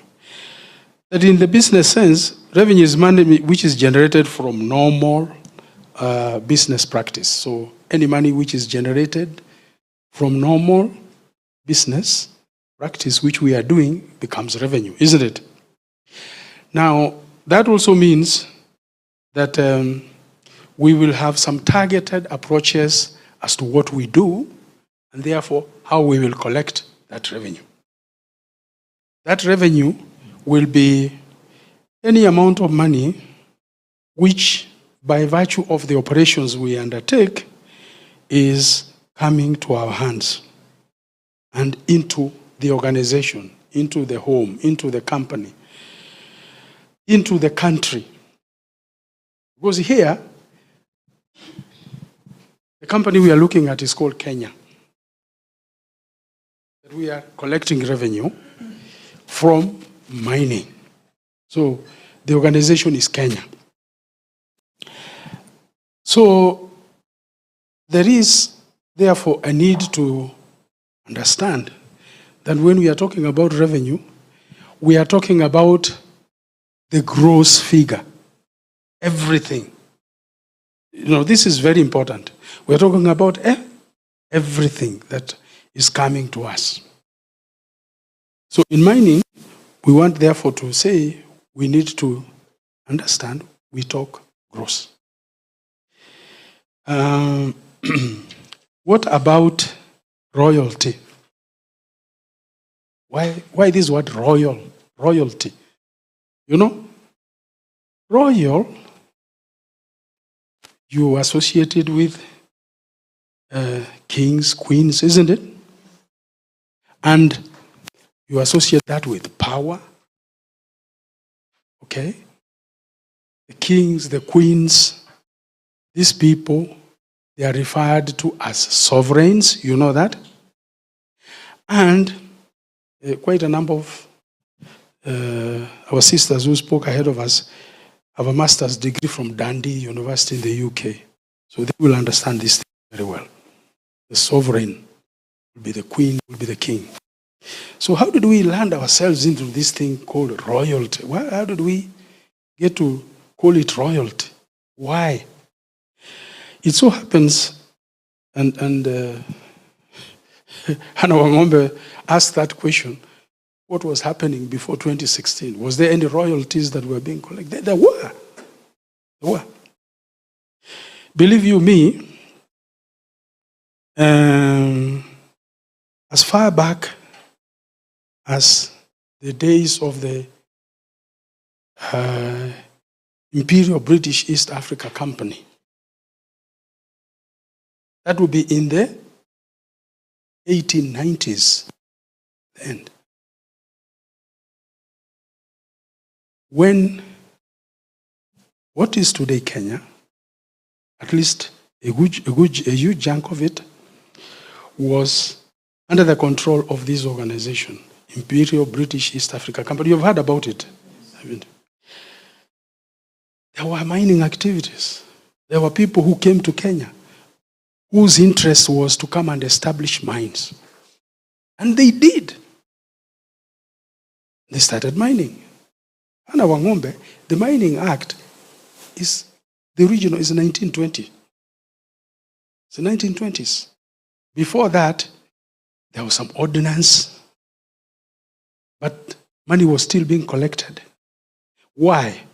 It was being collected on behalf of the sovereign, on behalf of the king, on behalf of the queen. So yes, royalty was being collected even as far back as those days. And so as a country, we have moved from the time when we were part of that management of Imperial British East Africa Company. And then we became Kenya Protectorate. So you find that mining ordinance there. We became a British colony. We became independent. We became a republic. Now, so royalties have been collected throughout that time. You asked about Magadi soda. Magadi soda, there is actually a royalty identification tag which was very specific to Magadi. From 1940. And it has continued over time. So, yes, royalties have been collected. Initially, they were being collected on behalf of that sovereign, that queen or king in England, depending on where we were in those days. But now, after independence, we continued to collect the royalties. For whom? For ourselves. Because who is the sovereign today in Kenya? The sovereign is you and me. You understand that? Yeah. So we continue to collect the royalties, therefore, on our behalf, on your behalf and my behalf. That's why I said, when I was invited to come and speak, I asked Farah, please send me that report, because I'm not going to come to a meeting to officiate. I don't know what you guys are going to say. Maybe you will say things which I totally don't agree on. Isn't it, Fra? And then I said, okay, you send me a copy of the report. I'll look at it. And then thereafter, I thought to myself, it doesn't really matter. I really need to go. I really need to go and speak in that meeting. Because I am sovereign. This is about myself. This is about yourself. This is about ourselves. We understand. So if we now see how we have transitioned from those through to where we are today, if we have certain characteristics in ourselves as a nation, as people, characteristics which try to make us much more of what perhaps our people were those days before, rather than what they should be today as sovereigns, then we need to relook that. We need to relook at that. We are together. We need to understand that as the sovereign, we ourselves now must make decisions on these matters, because these matters are to do with ourselves, royalty. So yes, royalty, because we are the sovereign. So, as far as I can remember, and from the various countries that I have visited or done some work in, thanks to the long history of service in the government, you will find challenges. And I have listened, and we have enumerated a number of countries here, and I've actually said they have good best practices. I'm sorry. I will disagree with you on quite a number of those.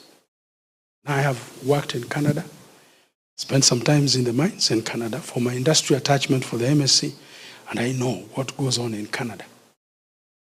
I know certain practices which are not the best.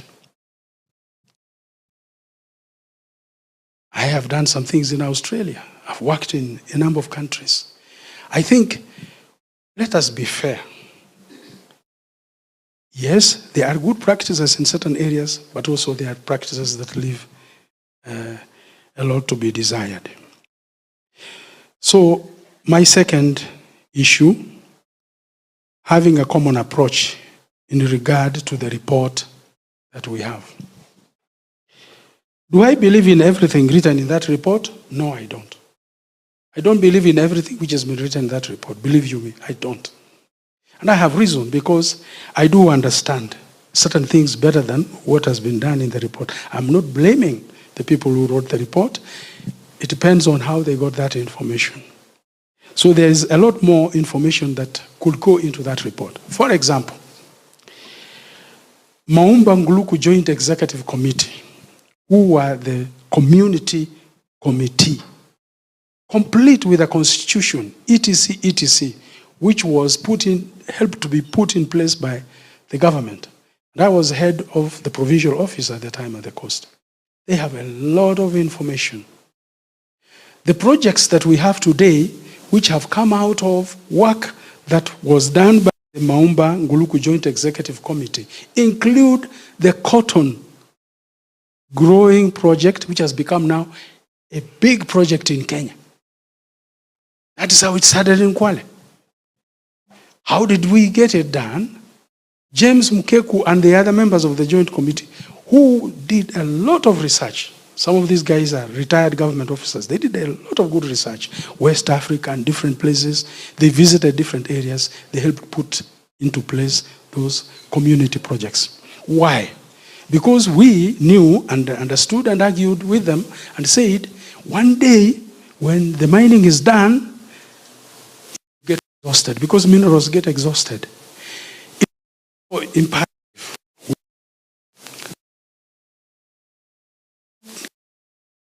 from the mining, and you must invest it in certain other aspects of your lives, which will enable you to generate more money. So you use this as seed money and better economies for yourselves into the future.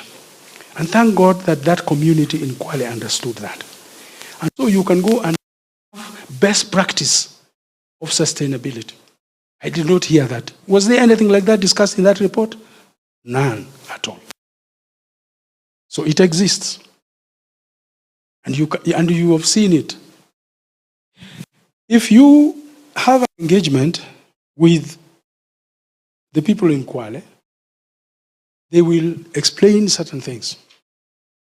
It becomes impossible. My brothers and sisters are here at the coast. If you go and insist on a bottom-down approach for a project, anybody who has attempted to do that, they don't succeed. What is today Base Titanium was then Tiomin Canada at the beginning, Tiomin Resources of Canada. When they came in, and they came with a license to my office at the coast. Initially, actually, they wanted to bypass my office. When they came in, I said, please come, let's have a discussion. When they went to the field, the people were very simple and very clear. They said, sisi hatuna shida bana. Wewe una leseni yako bana. Hapa sisi mashamba yetu bwana. Wewe una shida gani? Si una leseni? Kachimbe ndani ya leseni yako. Are you getting the point? You can't push our communities through into certain things. You can't. It doesn't work. It doesn't work. So, when you see a project that has been implemented, that tells you there was real buy-in. There was a district resettlement and compensation committee, for which I was involved in putting in place. District Resettlement and Compensation Committee, formalized, legalized, and we went through all those processes. The land that you see there, and I listened to a speaker here say people were put in marshlands and things like that. Hello, listen to me. I tell you how the land was arrived at. Everybody who was being compensated for the land that they occupied and also the developments on the land. Don't ask me to tell you who got how many millions. I can still remember. And even then, those days, people were compensated for the land. And they were compensated for the developments on the land, including the food trees grown on the land. But we were very, very careful. We did understand the challenges. There were people whose land was half an acre, quarter an acre. If you compensate them on the size, because it was the size multiplied by the rate, which at the time, after serious negotiations between our very tough minister, Newton Kulundu, and the community, we had sat with them and we did calculations and we went through, and they were very excited and they said, we will go. And I said, you must say this to the minister yourselves. And I came with them from Mombasa. We sat with the minister. And the minister, engaging the people, and at the time, land was running for 15,000 shillings an acre in that part of our country.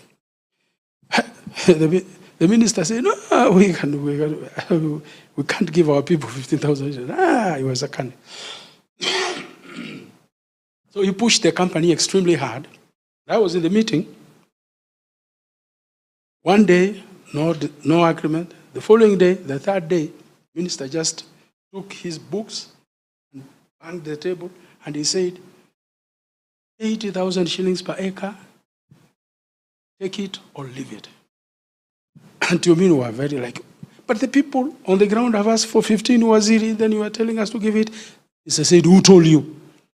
So some of the local leaders who were in the meeting and who wanted to say, we know the cost is 15, the minister will look at them and, Newton Kulundu had big eyes, if you remember him. He just looked at them and he said, wewe nikusikie wewe.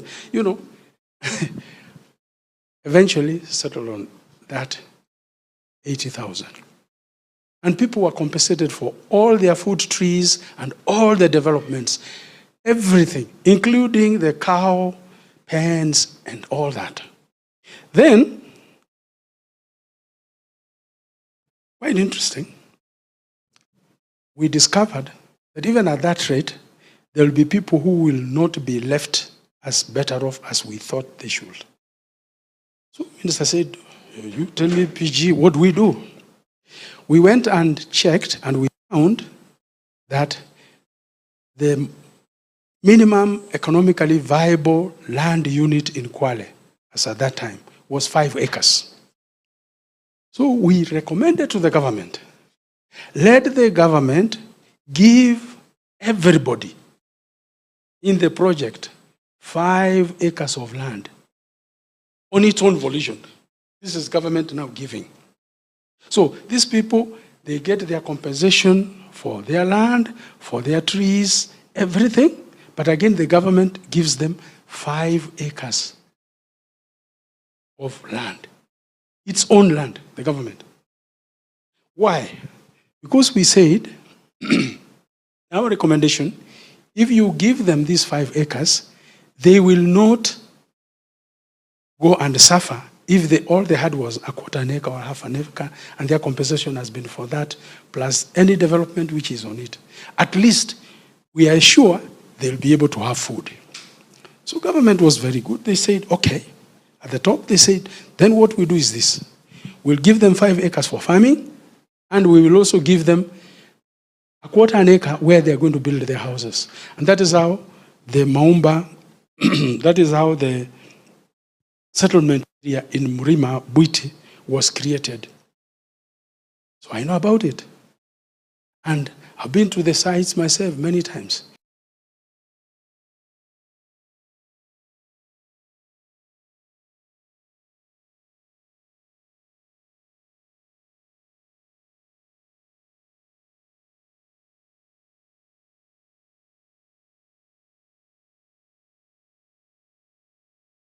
In entirety, the process was done very well. I didn't hear anything like that. So, the CDSCs we are talking about are things that I have been part of in creating when we were in the ministry. Those CDSs were created during my time as PS, and we worked. We will run out of this resource, and we needed to have the people benefit from that. There are other CDSs, I encourage you, which were also created, which you can check in Taita. We have others. And please, this study is good. It's enabling us to understand certain things. But ask for information, get more information, so that when we engage to take the processes forward better than what we could do if we opted to take a procedure that doesn't provide all facts. So why then do we want to be here in this? We want to be here in this discussion, as I said, because we wanted to ensure that we can also give opportunity, have some understanding, see where we are. The idea of Haki Madini is a great one and can help this country go far. I want to emphasize that there have been a raft of regulations that have been done by the government, answering to some of the things that we are covered in this report, which didn't come out clear. For example, you can't talk about that regulation which provides for the creation of the Community Development Agreement Committees, the CDSs, and at the same time talk about CSR. No. It's actually ourselves as a country, Kenya, who are ahead of the rest of the world. We totally replaced the corporate social responsibility idea. We completely divorced ourselves from it. That's how we created the CDSs. So I have had recommendations here talk about, like, what about the corporate social responsibility? No, please. They are not there. The CDSC structure completely replaces that. The CDSC structure is such a beautiful structure.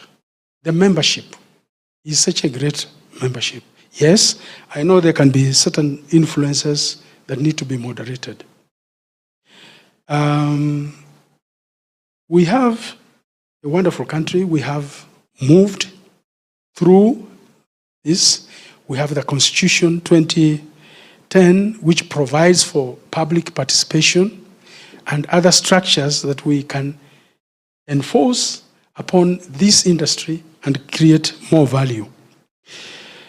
As I said, we have a raft of regulations, and I've had the privilege of being part of the team in creation of some of them. And our country is very progressive. That is why government will sit with civil society. During my time as PS, I spent a lot of time with civil society, in all the meetings actually of civil society. And I'm so happy that Dr. Nyancha, and even in the previous meeting you had, again there was a presentation from mining ministry into this. So what are we saying? I think what we are saying is this: we can't afford as a country to talk as cross purposes. It's not necessary anymore. You don't have to create a report which provides for a very poor image in some aspects, so that then you are able to attract some readership or support or whatever. No, it's not necessary. You can pick on these successes, however, quarterway, halfway, whatever level, and build upon them and improve upon them, so that we end up having a better story about our country. Yes, these issues of royalty share, we spent a lot of energy, even when the time I was at the ministry, trying to have them dealt with. I'm glad government has pushed it further up, even as Mr. Onyancha explained. Now, how do we move forward now? The common approach going forward. The common approach going forward should take and deal with the issues the right way. Number one, we must stop using the adversarial approach to doing things. Do you guys get what I mean when I say adversarial approach? Everywhere where you go, if you are faced with a police officer, you are a criminal, isn't it? Sort of. If you go somewhere, you are going to talk to a government officer, sometimes maybe somebody looks at you like, unataka nini? If you are looking at, if it's people from civil society looking at the others, you are looking at the government officers as if there's something wrong with them, isn't it? This is a colonial mindset. This is a colonial mindset. We must stop this if we are going to move forward. When our brother was going through and making recommendations and saying, maybe we need more laws, maybe we need, do you realize that our laws will become so many? We'll be so busy trying to create more and more laws. Is that what we really need? Do we need laws to help us drive on the road? It is ourselves who are driving. This must change. We as Kenyans must change. We must change from an adversarial approach. Haki Madini have shown a great thing. Looking forward, working together, engaging, creating value by saying there is something we can do together. If you asked me, the questions about why issues seem to be like there's so many acts of parliament coming, so many bills coming. You remember that? Why won't you run a meeting with our parliamentarians? They will be able to explain to you. In fact, they will be better off in dealing with that. What can Mr. Onyancha, or indeed any other government officer working on the executive side, do about that? This is something that we need to address to Parliament. We have engaged with them before, haven't we? Very successfully engaged with them. Talk, run a session like this, invite them. Let them be part of this. You will get very good results, I can assure you. Let us not engage using the adversarial approach. Let us engage knowing that they have a contribution to make. And we also have a contribution to make. Are we together? That to me is a very important point. And I'm happy that I saw that the speakers have ended up with that kind of thinking. That let us have a common approach. Let us end up with a situation where we are discussing. We are not throwing words at one another. The new approach, which is not adversarial, is Mimi Mkenya. You know, this is it. I'm the sovereign. Don't forget that. You are the sovereign. We want to help take this forward. We want to create a culture that will help our people. Onyancha mentioned a very important point, that we can have sessions like this and end up alone and engaging and be very happy. I know, Haki Madini, you are able to talk to the people, you are able to engage out there in the country, out there in those mining areas, out there. Let us not be tired. Remember, you are the sovereign, I'm the sovereign, they are the sovereign. So, if we take that approach, I think we are going to succeed. So, there's something that Mr. Onyancha asked me to talk about. You have had a debate which happens in this country. 1 shilling, 1 vote. You have had that debate. 1 shilling, 1 person, 1 vote. You have had that debate. And some people say, no, it is supposed to be 1 shilling, 1 square kilometer, talking about the size area, and 1 person, something like that. You have had that debate. What is that debate presupposing? Okay, thank you. There's issues of equity, but in that debate, is like there are areas in this country that are not good enough, isn't it? It doesn't really matter. There are not many people in those areas, and therefore they can get less money. Isn't that the thinking in that debate? Have you thought about it? Where are most of our minerals found? They're found in those areas, which we want to give less than 1 shilling. Are we doing any favor to ourselves as sovereign? Civil society, Haki Madini, you must pick this challenge. Must pick this challenge. These are the areas that are most endowed with these resources that are very important. Okay? Are you getting it? So then you need to create this bridge that enables our leadership to also appreciate and understand that these areas are not that bad after all. So Nyanja put it so well. A huge proportion of our game wildlife areas are well endowed with these resources. Did we create those wildlife units ourselves? Did we create them? Well, they created. When did they happen? If you go through this history that I took you through, you know, Imperial British East Africa Company, Kenya Protectorate, Kenya as a British colony, Kenya after independence. When were these things created?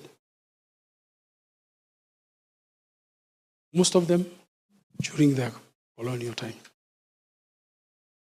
Any wonder? Any wonder? So we need to find out. Look for information. Information is there. Our sisters who have been to Dundee University, I'm sure you can get a lot more information and support our nation. Thank you very much.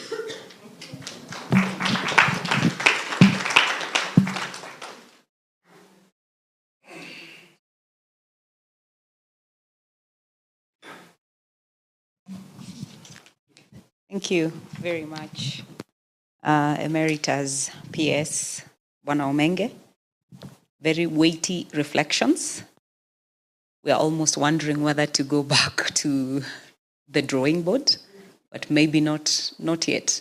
I think the report is an important conversation starter on key policy issues that remain unresolved in the sector. So I think we will not throw the baby with the bathwater. Those are not your words, they're mine. Those are my words. So I think it's a great starting point because there have been many unresolved issues in as far as questions of compensation, resettlement, questions of how the benefits trickle down to the communities.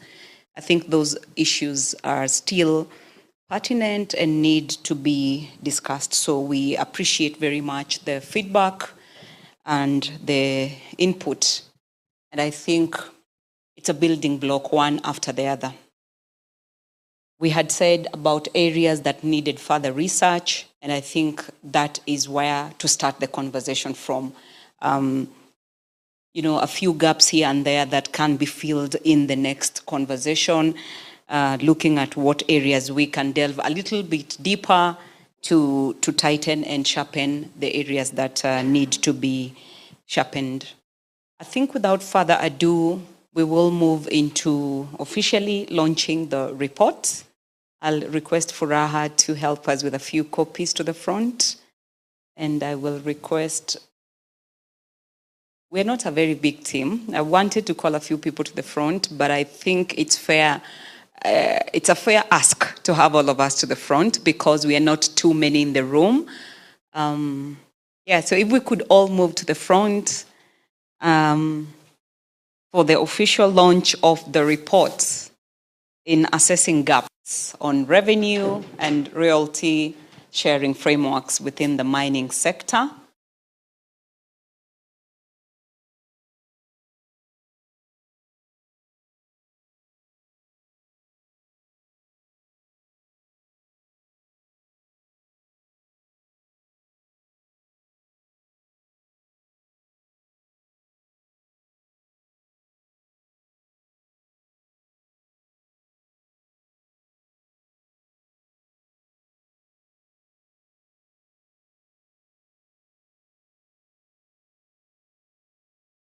Wakili, please join us to the front.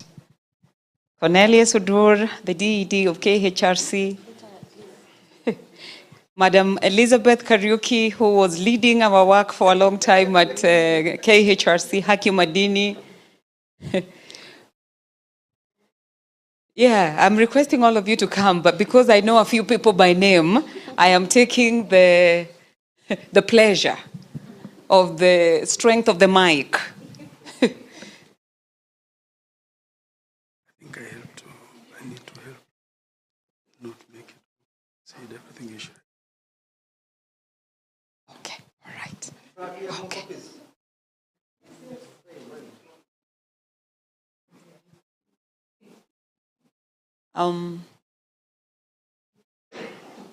Our good communications people will help us, will advise us on how we need to ensure that we are all in the screen.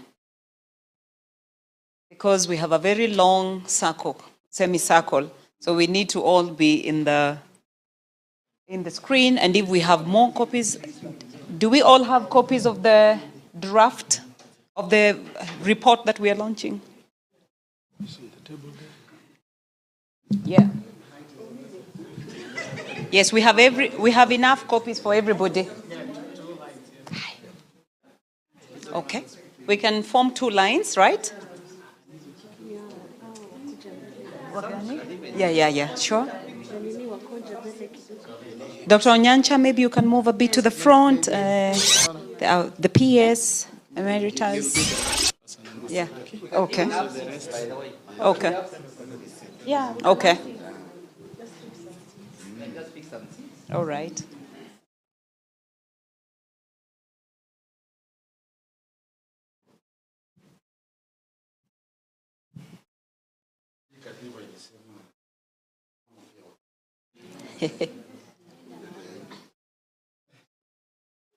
Elizabeth and Alaka.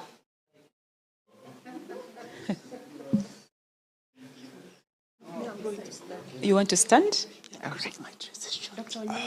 Okay. You're also tall, so you're okay. Yes. Yeah. All right.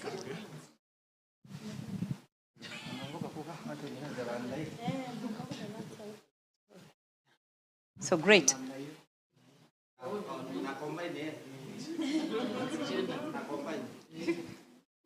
So I'll pass on the mic to Emeritus Bona Omenge. He will officially declare the report launched. We're glad that we're coming here today to launch the report. As I mentioned at the beginning, it's been a long conversation coming.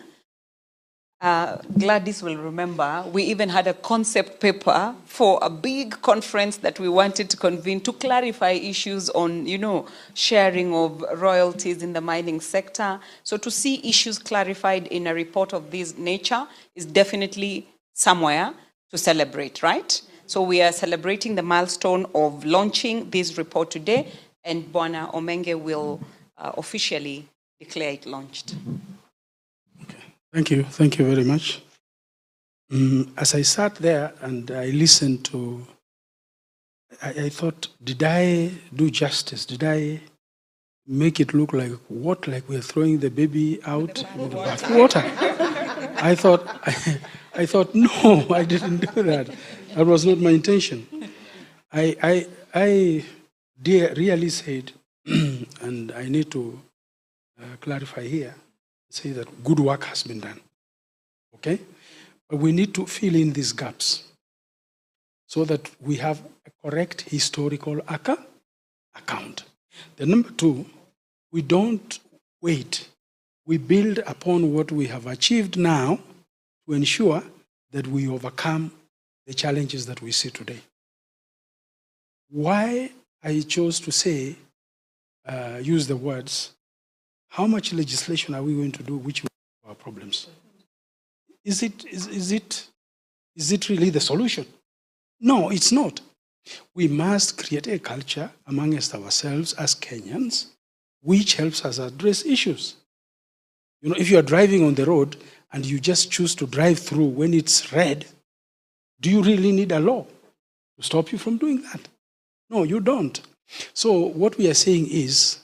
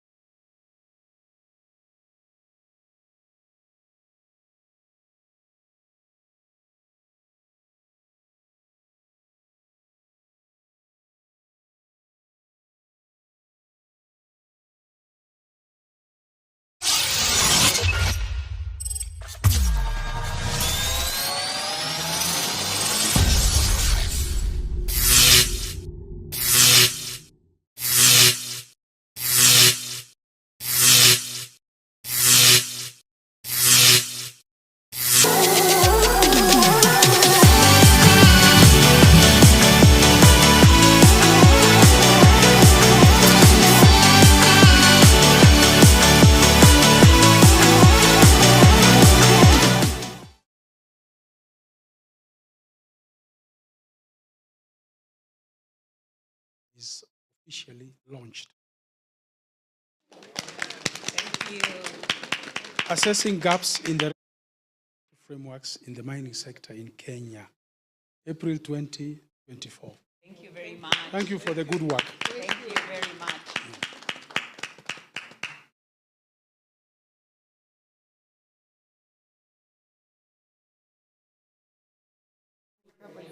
Come out of the spaces.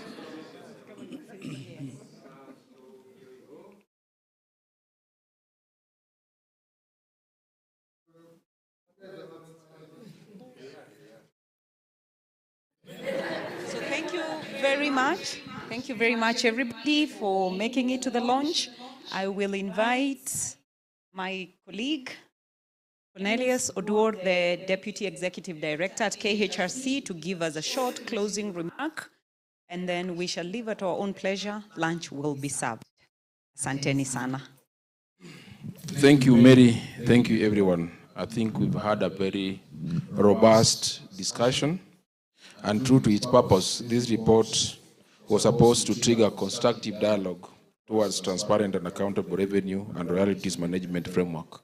So I believe this is just a beginning, and this launch just marks one in a series of many other forums where we'll be seeking to discuss. Despite the gaps that have been identified, I think we have work moving forward.